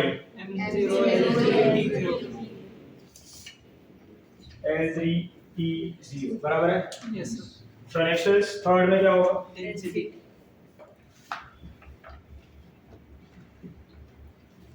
density rho Mass of fluid. तो डेंसिटी क्या होगा mass upon volume that is m बोलो वॉल्यूम अगर क्यूब का ही लिया तो क्या होगा l क्यूब ना इधर ही लिखा है यार तो बोलो इसका यूनिट क्या हो जाएगा उसमें kg पर मीटर बराबर है तो इसका डायमेंशन होगा m1 l minus 3t0 ये है ये फोर्थ इज चलो स्पीड ले लेते हैं स्पीड क्या होगा डिस्टेंस अपॉन टाइम बोलो distance is metre time is second तो ये क्या होगा मीटर पर सेकेंड कौन कौन वाला लेंथ और टाइम ना तो क्या होगा इसका m0 l1 t minus क्या बोलते हैं बराबर है Yes, sir. so next is fifth ले सकते हैं हम लोग बोल क्या होगा एक्सेलरेशन ना एक्सेलरेशन a बोले एक्सेलरेशन का फॉर्मूला क्या होता है change in Velocity. That is velocity upon time है इनिशियल अगर 0 है तो बोलो अभी चेंज इन वेलोसिटी मतलब वेलोसिटी ना तो एक्सेलरेशन का यूनिट क्या होगा इट विल बी बोलो metre per second upon time का क्या होगा सेकंड ना यस और no so this becomes what metre per second clear है ये तो बोलो यहाँ पे then the dimensional formula is going to be what m0 mass नहीं है ना L1 T minus चलो is everyone able to understand this hello हाँ ना हाँ आपका नाम क्या भूल गया था यश यश समझ में आ रहा है ये क्या नहीं हाँ बोल रहे ना बोल रहे ओके टेंशन में क्यों है यश किसी को बोला क्या है तेरे को नहीं ना चलो सेट क्या लो अभी Momentum. मोमेंटम ले लो चलो अभी सर कब से बोल रहा है मोमेंटम मोमेंटम ई ना मोमेंटम का फॉर्मूला क्या होता है m into v that is mass into velocity क्या होगा मास का क्या होगा kg और मोमेंटम का ये वेलोसिटी का क्या होगा metre per second whole together becomes what kg metre per second बराबर है चलो so what is the dimension here M1 L1 T minus 1 m1 l1 t minus 1 clear है ये सबको समझ में आ रहा है हाँ चलो नेक्स्ट इज इम्पल्स इंपल्स ले लूं हाँ सेम होता है ना चलो पहले फोर्स ले लेते हैं फोर्स क्या होगा मास इनटू एक्सेलरेशन तो force is mass into acceleration बोलो मास के लिए kg and this is metre per second square तो बोलो क्या होगा kg metre per second square बोलो क्या हो जाएगा m1 l1 t minus 2 clear है ये this is the dimensional formula for force next is हाँ चलो प्रेशर ले लेते हैं आ जाओ प्रेशर का फॉर्मूला क्या होता है so P is force upon area बोलो इसका क्या होगा फोर्स के लिए क्या होगा नाउ सी क्या ऐसे ये KG metre per second square ये तो उसका डेराइव्ड यूनिट है ना I can also use a special unit for force ना दैट इज न्यूटन आया ना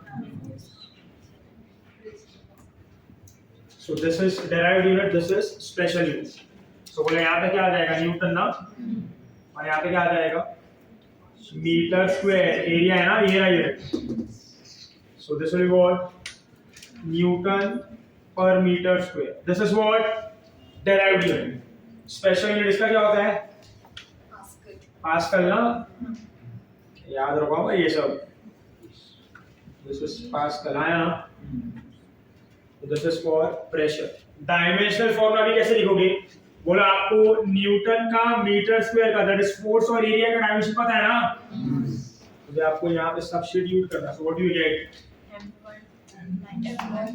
so this is m1 l1 t minus 2 upon बोलो मीटर स्क्वायर में क्या होगा m0 l2 t0 so what do you get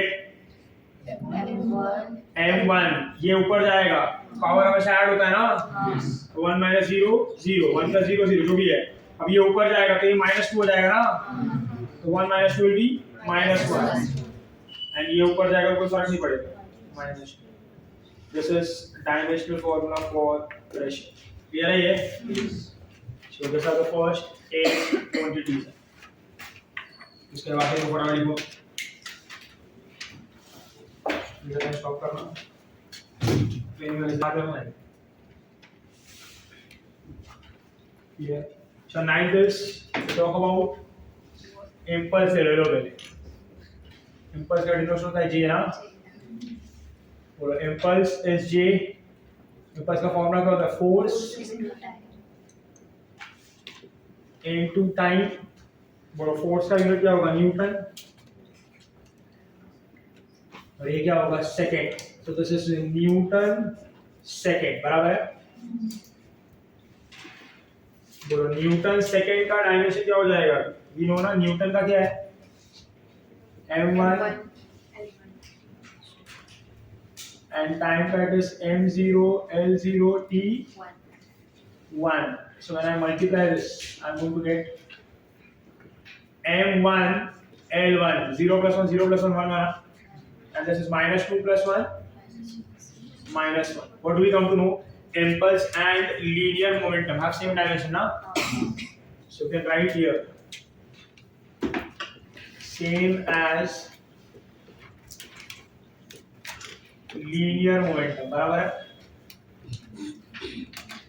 ये होगा ऐसा next is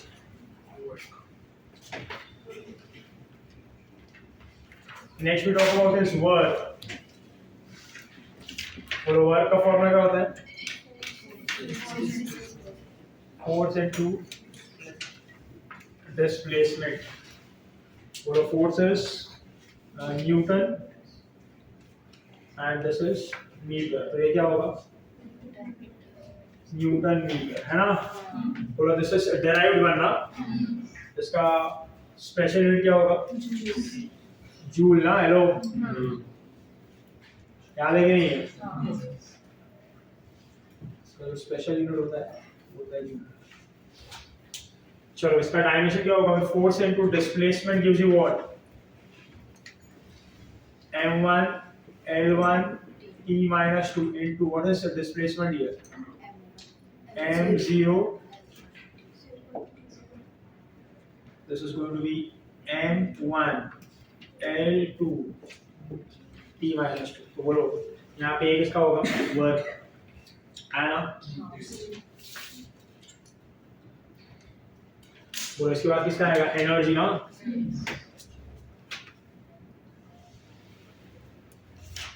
energy E. Energy बहुत सारे टाइप्स की होती है, काइनेटिक एनर्जी, पोटेंशियल एनर्जी है ना। You can use different types of energy. बोले यहाँ पे अगर मैंने एनर्जी यूज किया, मतलब काइनेटिक एनर्जी, क्या होगा? हाफ एम बी स्क्वायर है ना। तो बोलो what will be for mass here? KG. And velocity के लिए क्या होगा? Metre per second, but v square है ना, तो स्क्वायर है ना। तो बोले क्या होगा? Kg metre square upon second square है ना। बोलो इसके भी स्पेशल यूनिट का नाम क्या होता है? जूल है ना। ये जूल और ये जूल दोनों जूल क्यों है? Because work done is always stored in the form of energy ना। हम जो भी फील्ड कंसीडर करते हैं, हम अर्थ पे है ना, so we are always under conservative field है ना। अर्थ के पास क्या होता है? ग्रेविटेशनल फील्ड होता है ना।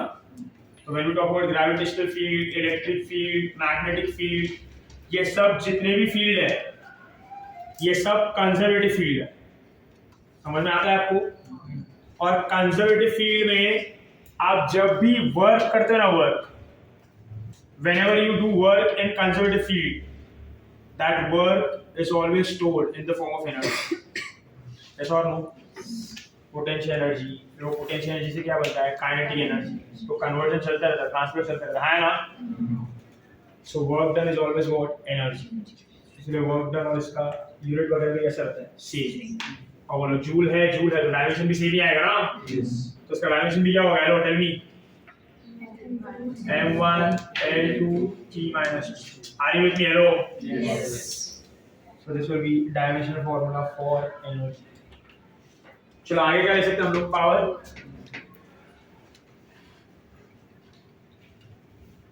Power P। बोलो पावर का फॉर्मूला क्या होता है? वर्क डन अपॉन टाइम ना।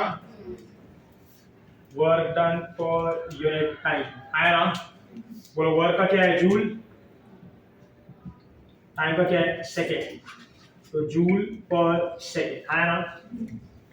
बोलो ये तो डिराइव्ड यूनिट है, उसका स्पेशल यूनिट का नाम क्या है? You can call it as watt, you can call it as watt, आपको जो बोलना है तो अच्छा लगे। यस और no? So this is special unit for power. So tell me अभी जूल का डायमेंशन भी नो, सेकेंड का डायमेंशन भी know. So m1 l2 t minus 2 upon what is time? m0 l0 t1. Perfect. Hello. So if you take this up, m1 minus 0 1, l2 minus 0 2, this will be minus 2. This will go minus 1 ना? Yes. So minus 2 minus 1 minus 3. ये रह गई। Yes. This is power. Fine. चलो और बोलो और क्या? Torque. ये ले लो torque.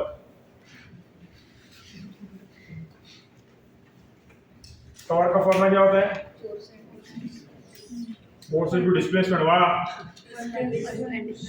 Force into perpendicular distance. But anyway distance ये है ना, तो क्या होगा? ये न्यूटन। और ये क्या होगा? मीटर। तो ये क्या होगा? ये न्यूटन मीटर। बोलो newton metre. This will be m1 l1 t minus 2 into what? m0 l1 t0. What do you get? m1 l2 t minus बराबर है किसके सिमिलर है वर्क और एनर्जी ना सेम एज एनर्जी। अरे बाबा होते हैं आप लोग यहाँ पे दिस इज 13th वन। चलो आगे और क्या फ्रीक्वेंसी। तो इसके पहले ले लेते हैं angular momentum.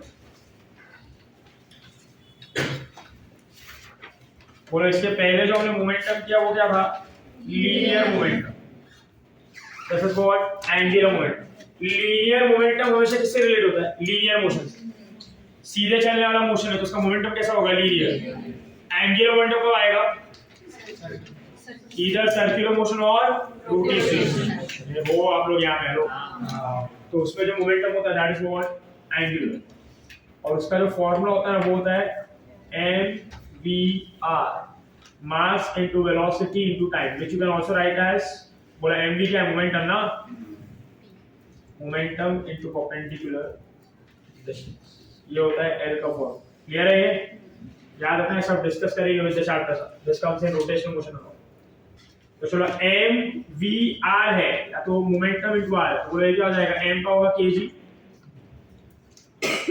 Metre per second into what metre ना hello. So this becomes what kg per second. हाँ वो आप लोग यहाँ पे so then what is the dimension here tell me बोलो kg m1 l2 t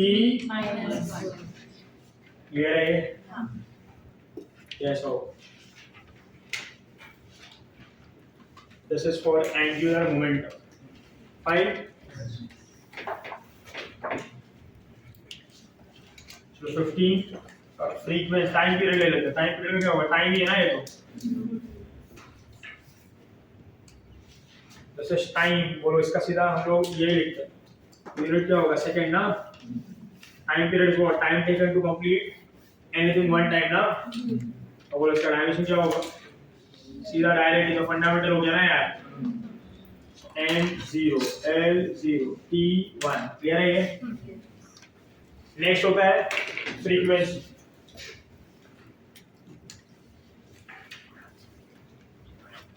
frequency का क्या होगा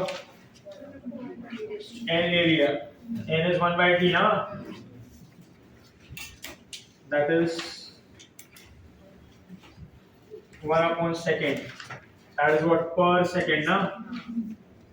और इसका एक स्पेशल यूनिट भी होता है क्या होता है हर्ट्ज है ना। So frequency is measured in hertz.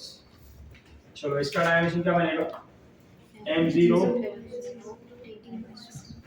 t-1 denominator में ना वो। so this is for frequency चलो ये होगा 16 बार। anything else इधर रेजिस्टेंस से पहुंच गए हाँ चार्ज और भी बाकी रुक जाओ इधर इधर पहुंच गए चार्ज रेजिस्टेंस नहीं है वो।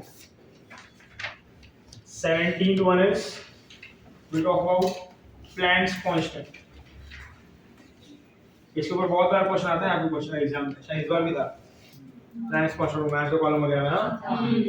Planck's constant क्या होता है डिनोटेड बाय h ना। फॉर्मूला बताइए किसी को फोटोन की एनर्जी का फॉर्मूला क्या होता है E = hc/λ या तो मैं ऐसे भी लिख सकता हूं E = h into frequency ना। पता है कि नहीं है लो तो h का फॉर्मूला क्या होगा एनर्जी बाय फ्रीक्वेंसी। अरे यार होके नहीं आप लोग यहाँ पे energy upon frequency that is joule upon 1/second ना। तो ये क्या होगा जूल सेकेंड है ना। h का वैल्यू याद है किसी को 6.634 and 2 10 raised to power बस 10 raised to power इसका आगे का आप बताओ जो मेन काम वो आप करो तो सपोर्ट करते रहेंगे 10 raised to minus 34 याद है yes or no 26.634 into 10 raised to minus 34 क्या होगा बोलो टाइमिंग क्या होगा इसका जूल का क्या है m1 l2 t minus 2 और टाइम का क्या होगा m0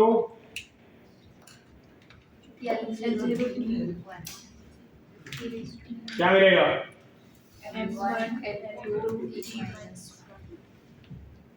किसके से मिला रहेगा एक बार बोर्ड पे ही है भाई कितना है सेम है कि नहीं है so angular momentum and on planet forms have same dimension यहाँ पे क्या है same as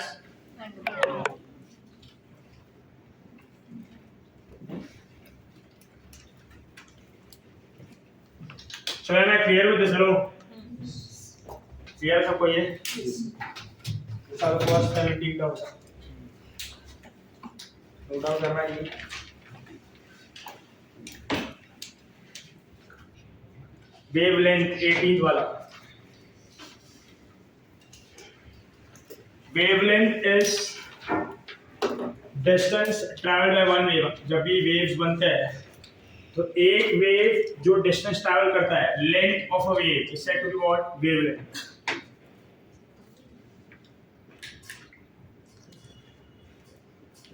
so wavelength is denoted by lambda बोलो इसका किसी को फॉर्मूला पता है d is equal to n lambda lambda क्या होगा v by बहुत फेमस फॉर्मूला है ये वेलोसिटी ऑफ अ वेव कहाँ है ना बोलो ये तो लेंथ ही है ना सीधा तो इसका यूनिट क्या होगा मीटर ना hello so unit is metre you can also substitute ये मीटर पर सेकंड होगा और ये पर सेकंड होगा तो कैंसिल करेगा ना यहाँ पे देखो this is meter per second and this is 1 by second तो ये कैंसिल क्या बच गया मीटर और क्या चाहिए तो बोलो अभी if you write it down here what do you get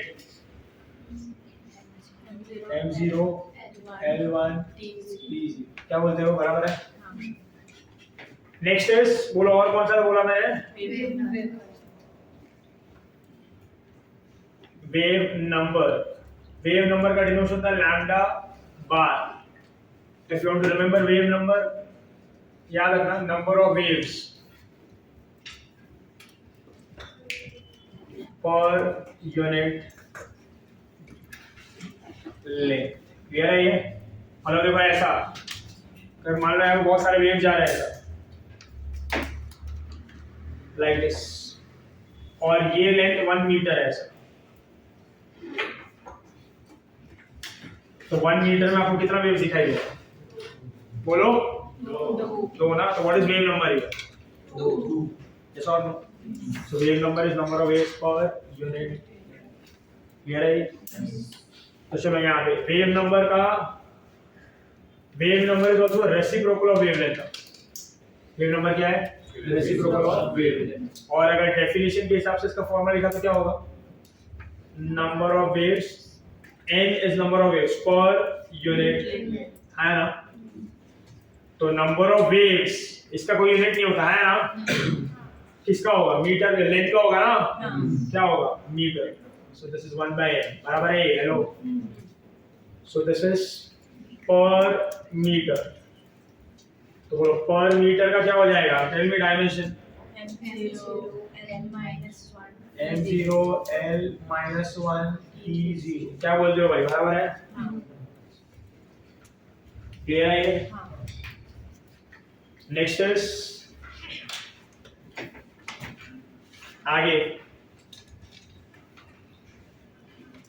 और कोई चलो आपने बोला था ले लेते चलो रिफ्रैक्टिव इंडेक्स तो बताएगा क्या होता है हाँ रिफ्रैक्टिव इंडेक्स फॉर्मूला क्या होता है sin r ले लो, ये भी होता है ना V1/V2 बराबर। हाँ see now refractive index of sin i upon sin r लिखो, V1/V2 लिखो, λ1/λ2 लिखो। Can I say sin i upon sin r, angle upon angle, V1/V2, speed upon speed, λ1/λ2, wavelength upon wavelength ना। Can I say it is ratio of same quantities? Ratio of same quantities हमेशा कैसा होता है, dimension, and unit होगा क्या इसका? नहीं। So this is also unitless. Refractive index कैसा होता है? Unitless and dimensionless. तो यहाँ पे क्या लिखूंगा मैं? Unitless. बोलो यूनिट ही नहीं है तो काय का डायमेंशन? इसका डायमेंशन क्या होगा? M0 L0 E0। बोलो कैसा है ये? Unitless and dimensionless। इसलिए आप जो भी वैल्यू लिखते हो उसका कुछ लिखते हो, mu is 1.33, mu is 1.5 है ना। So this is what refractive index। Is it clear? चलो अभी आ जाते हैं थोड़े हीट से रिलेटेड क्वांटिटीज पे। बोलो अभी सुना है आपने something called as specific heat capacity? क्या होता है? What is specific capacity? हाँ तो बोल दिया आपने, होता क्या है? सुना है बोला था ना आपने तो मतलब क्या वो थोड़ी बोला था। What do you mean by specific capacity? Yes, क्या होगा? Anyone? Amount of heat required Amount of heat required for changing temperature by 1 degree Celsius. हाँ और क्या for 1 gram 1 ग्राम के 1 kg। per 1 kg. सुना है कभी the total amount of heat is required to raise the temperature of 1 kg of a given material by 1 degree Celsius। कोई भी एक मटेरियल दिया है आपको, कुछ भी दे रहे हो, कॉपर है, आयरन है, ब्रास है, कुछ भी है, उससे बना हुआ कोई ना कोई एक ऑब्जेक्ट है, उसका मास आप कितना रखोगे? 1 kg। कितना रखोगे? उसको हीट एनर्जी प्रोवाइड करोगे आप, उसका टेम्परेचर कितना बढ़ाओगे? 1 डिग्री सेल्सियस। वो 1 डिग्री सेल्सियस टेम्परेचर बढ़ने के लिए जितना भी हीट एनर्जी उसे रिक्वायर्ड होगा उसे आप क्या कहोगे? उसका specific heat capacity. So what is specific heat capacity? The amount of heat energy required to raise the temperature of 1 kg of a given material by 1 degree Celsius। Are you able to listen to me? Hello? Yes। मैं दे रहा है कि नहीं? You able to process what I am talking about? Yes, sir। तो फिर formula क्या बनेगा? देखो यहाँ पे 21 में ध्यान देना है।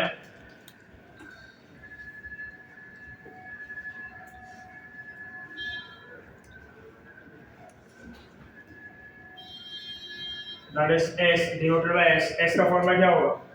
What did I say? Amount of heat energy required ना। Heat energy को डिनोट करेंगे हम लोग Q से, per unit mass per unit rising temperature ना। तो Q upon M delta T। See, for the very first time we are involving temperature here, and temperature is a derived quantity of fundamental। Fundamental। बोलो भाई बोलो। Fundamental। तो क्या होगा ये बोलो? हीट एनर्जी क्या होता है? जूल। मास क्या होता है? केजी। और टेम्परेचर क्या होता है? केल्विन। चेंज है तो कुछ फर्क नहीं पड़ता, क्या होगा? केल्विन। समझता है? सो दिस इज जूल पर केजी केल्विन। हाँ या ना? हाँ। बोलो जूल का डायमेंशन लिखा था हमने, क्या था? देखो बुक में देखो भाई, M1 L2 T-2 upon what is for KG? M1 L0 T0। पर टेम्परेचर कैसा होता है? फंडामेंटल के डिराइव। Fundamental। बोलो। Fundamental। तो मैं यहाँ पे कर दूंगा K1। क्लियर है ये? सिर्फ और सिर्फ टेम्परेचर का आएगा और कुछ नहीं होगा, उसका फंडामेंटल है वो थोड़ी डिपेंड करता है मास एंड टाइम वगैरह पे। तो उधर क्यों लिखने का? क्या लिखना है? सिर्फ K1। क्लियर है ये? अभी पूरा कैसे लिखा जाएगा तो बोलो। M1 बोलो ये ऊपर जाएगा, M1 ऊपर गया तो 1 और ये क्या हो जाएगा? -1, तो क्या हो जाएगा? 0। L 0 पर जाएगा तो क्या रहेगा L2, क्या बोलते हो बोलो आप लोग यहाँ पे हेलो नेक्स्ट क्या होगा बोलो T minus 2. K ऊपर जाएगा तो क्या होगा K minus 1. समझता है this is dimension for specific heat capacity समझ में आ रहा है ऐसा ही और एक इससे रिलेटेड टर्म है सीखा होगा कभी ना कभी something called as specific latent heat सुना है कभी है इसको डिनोट किया था कैपिटल एल से है ना बोलो कैपिटल एल इसका फॉर्मूला क्या होता है Q by M that is what heat energy upon mass specific latent heat क्या होता है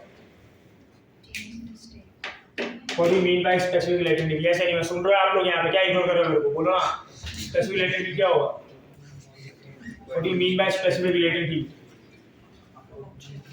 Amount of heat required to 1 kg का state चेंज करने के लिए ना चेंज ऑफ स्टेट पता है आपको आप सॉलिड को क्या बना सकते हो लिक्विड लिक्विड क्या बना सकते हो गैस उल्टा भी पॉसिबल है ना बट आप ये कैसे कर सकते हो हीट एनर्जी के एक्सचेंज या तो हीट एनर्जी प्रोवाइड करो या तो उसमें से हीट एनर्जी निकालो है ना हीट एनर्जी प्रोवाइड करोगे तो सॉलिड से जाएगा लिक्विड लिक्विड से आएगा गैस और हीट एनर्जी उसमें से निकालोगे तो गैस से लिक्विड लिक्विड से तो हीट एनर्जी दिया तो क्या मिलेगा सॉलिड से लिक्विड लिक्विड से गैस सीधा जाएगा उसी में से हीट एनर्जी अगर निकाला बाहर आप तो gas to liquid liquid to solid समझा तो अब जब आप किसी भी मटेरियल का स्टेट चेंज करते हो तो उसको क्या लगता है हीट एनर्जी ना तो उसको कितना हीट एनर्जी चाहिए होगा अपना स्टेट चेंज करने के लिए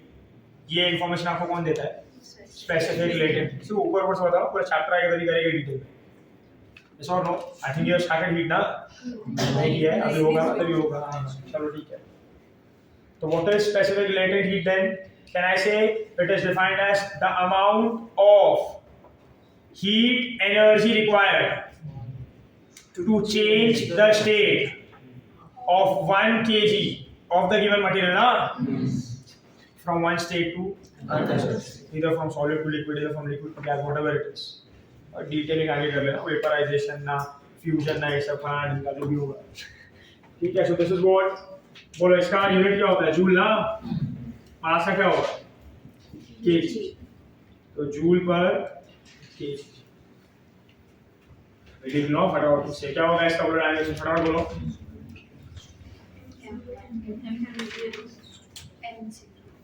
m0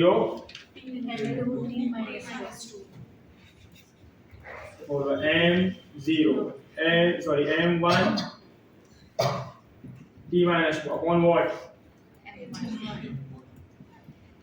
बराबर ना क्या आएगा फिर m0 l2 समझ रहे हैं सबको तो this is dimension for specific latent heat और कोई क्वांटिटी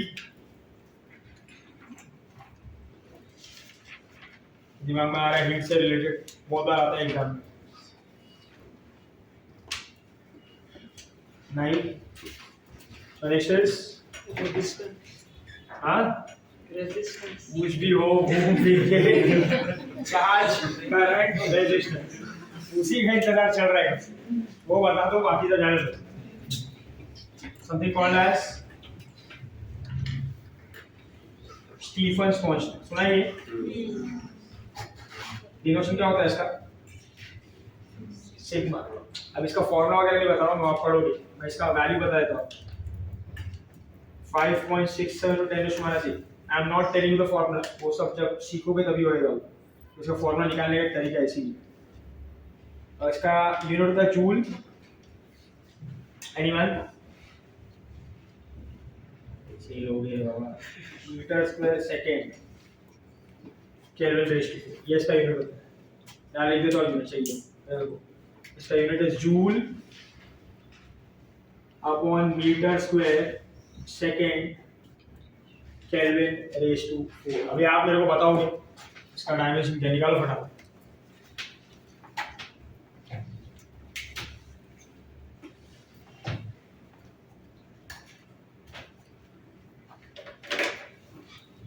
जूल का देखो, फिर metre square, that is area,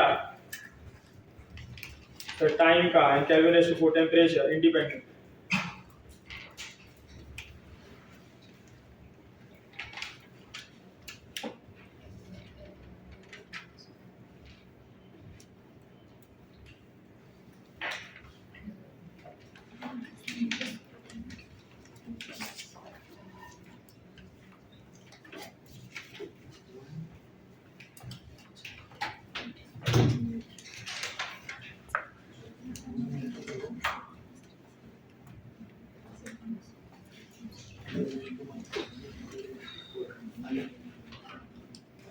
हुआ?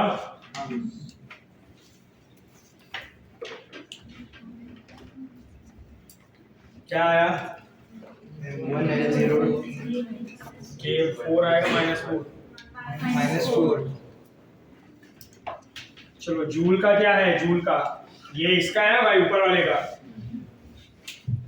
ये इधर लिखना है ऐसा। बोलो इसका क्या होगा? What about this one? बोलो क्या होगा? m1l2 t -2 upon l2 t1 आगे k4 ना। बोलो टोटल क्या आएगा? अभी m1 तो 1 ही रहेगा, l2 पर 2 -2 0, -2 -1 कितना होगा? और k -4 क्या बोलते हो भाई? बराबर है? क्लियर है ये? Plus m1 l0 t -3 k आया। So this is for Stephen's constant। आया सबको? क्लियर है ये? हाँ। तो लास्ट 5 से मॉडिफाई करते हैं आपके वाला। चार्ज, पोटेंशियल, हाँ स्टॉप करना, चार्ज पोटेंशियल फायदा नहीं है। So 23rd is we talk about charge। 24th, हाँ, oh sorry, 2 बार मिस्टेक हो गई। चलो charge denoted by small q, current का फॉर्मूला था ना आपको, चार्ज अपॉन टाइम। तो चार्ज क्या होगा? Current into time. चलो करंट इज व्हाट? एम्पियर ना, and time is what? Second. तो this can be written as ampere second. इसके ये डिराइव्ड है। स्पेशल यूनिट क्या होता है इसका? कूलम ना, C बराबर है। How do you write? बोलो ampere current is a fundamental quantity ना, so along with mLT you also need to involve what? Current। So how do you write the dimension now?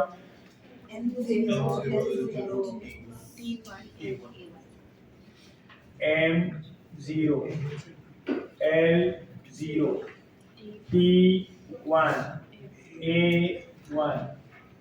This is dimensional formula for charge। ये रहा मानसी का, आगे बढ़े। चलो आगे और कौन सा क्वांटिटी क्या बोल रहे थे? हाँ रेजिस्टेंस ना, उसके पहले लिख लो पोटेंशियल और potential. Anyone knows the formula for potential? V is equal to IR। यार यस, और कोई दूसरा फॉर्मूला है पोटेंशियल का? हाँ, work done upon charge. Yes और no? So you can use potential as work upon charge. क्या बोलते हो? तो बोलो वर्क क्या होता है और चार्ज क्या होता है? कूलम। तो joule per coulomb. Special unit का नाम क्या होगा? वोल्ट ना। हेलो, ये तो स्कूल का है भाई, गए हो ना ऑनलाइन। जूल पर कूलम और वोल्ट। राइट डाउन अभी। You know for coulomb, you know for joule. Tell me what is the dimension formula here?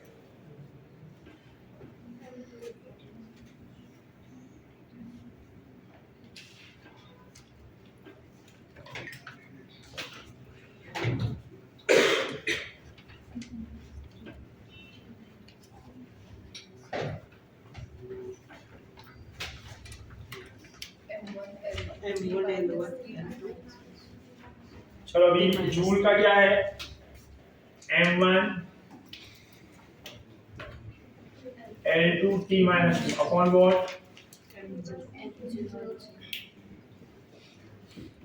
T1 A1 बराबर है। वो क्या होगा, m1 T minus 3 A minus 1 बराबर है। This is for potential difference. आगे क्या होगा, और कोई क्वांटिटी, ले लो भाई कब से शुरू हुआ ही नहीं, बोले रेजिस्टेंस का लिख लो। ये आया था क्या एग्जाम में, जो नहीं आया? रेजिस्टेंस का फॉर्मूला क्या होता है, ओम्स वाला, बोलो क्या होता है, वो V upon I, yes or no? So this is volt, this is ampere, so volt upon ampere, और बोलो क्या होगा, ओम ना।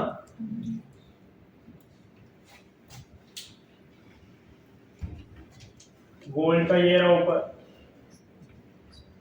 m1 L2 T minus 3 A minus 1 upon ampere का क्या होगा, ampere is only A1, then what is the dimension here, m1 L2 T minus 3 A minus, क्या बोलते हो, ये हो गया आपका रेजिस्टेंस। और कुछ नो, इलेक्ट्रिक फील्ड वो भी ले लेते हैं, चलो ठीक है, आ जाओ। सुना है कभी इलेक्ट्रिक फील्ड इंटेंसिटी इलेक्ट्रोस्टैटिक्स में किया था, क्या ऑप्शन में छोड़ा था भाई?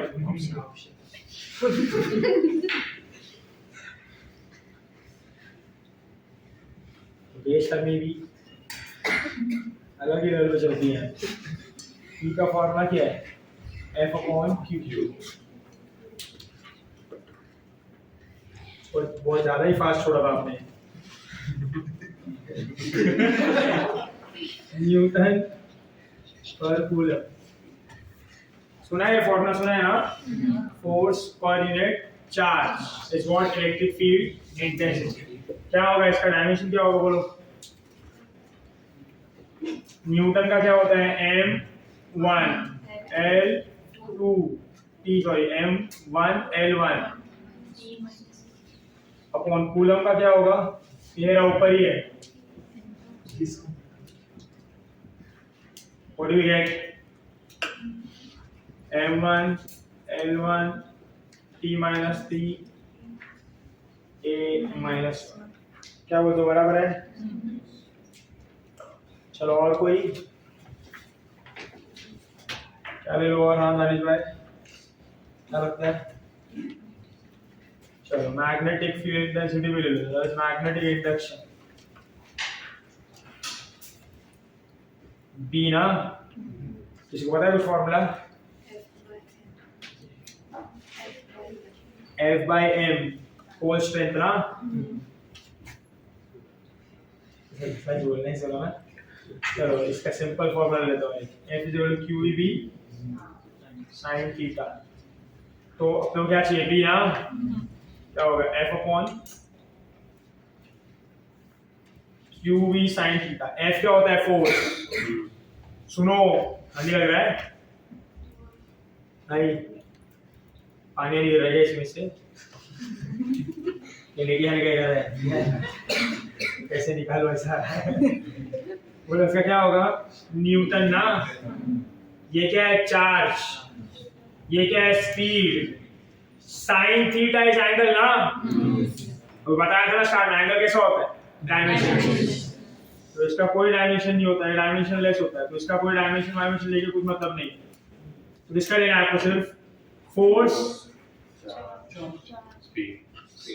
हाँ ऐसा और नो, और इसका यूनिट डायरेक्ट लिखता हूँ मैं यहाँ पे, इसका यूनिट होता है, इसके बहुत सारे यूनिट है, न्यूटन, अगर चलो ये ले लिया, वेबर पर मीटर स्क्वायर होता है, और टेस्ला, डायरेक्ट याद रखो, तो चैप्टर वगैरह में सीख जाओगे। तो बोलो according to formula f upon q into v ना sin थीटा इज डायमेंशनलेस बराबर है, लिखा नहीं का एक ही मतलब है। तो बोलो फोर्स का क्या होगा m1 l1 t-2 चार्ज का क्या होगा m0 l0 t1 a1, speed का क्या होगा m0 l1 t-, अरे हो के नहीं आप लोग यहाँ पे हेलो, तो पहले नीचे वाला मल्टीप्लाई कर लो, ये मल्टीप्लाई वाले पे क्या होगा m0 0 प्लस 0 0 l0 l1, तो ये क्या हो जाएगा m0 l1 t क्या होगा 0 ना, तो बोलो ना यार, और ये क्या होगा क्या बोलते हो बराबर है, क्या आएगा इसका डायमेंशन जो बचाएगा m1 l0 t a, समझता है सबको। This is dimensional formula for magnetic induction.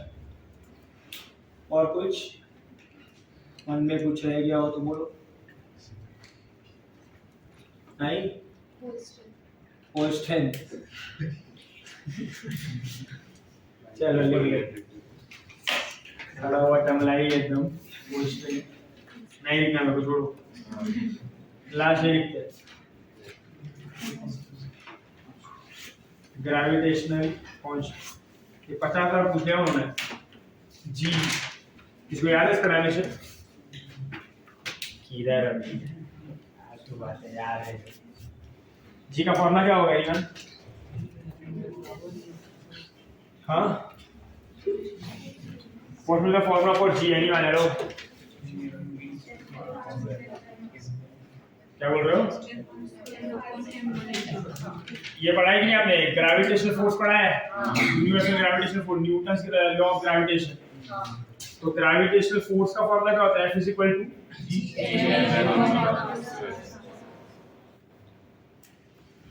इसमें से जी क्या हो जाएगा F r स्क्वायर अपॉन, है ना, जो क्या होगा यहाँ पे newton metre square upon KG square, तो इसका यूनिट क्या है न्यूटन, क्या बोलते हो बराबर है। सो न्यूटन का क्या होगा m1 t-2, आगे आगे बोल दो आज m0 l2 t0 अपॉन, बोलो क्या आएगा, बोलो ये m1 का 0 पहले ऊपर का लिख लेता हूं मैं, m1 l3 t-2 क्या बोलते हो, अपॉन क्या होगा m2 l0 t0, तो पूरा क्या आएगा l3 t-2। This is dimensional formula for universal gravitation, very important है, याद रखना है। चलो क्लियर है ये? So this is the way we talk about dimensional formula and dimensional analysis. I hope I am clear with this. Yes or no? Yes. So these are the 29, 30 quantities. यहाँ तक दो चार क्वांटिटी हम लोग MCQ साथ कर लेंगे, coefficient of viscosity, capacitance, inductance, उसके ऊपर एमसीक्यू हमारा class work along with the MCQs will do, ठीक है? और ये सब याद होना चाहिए। क्लियर है ये? किसी को डाउट है इसमें? If anyone has any doubt, you can ask me, बंद करना है। चलो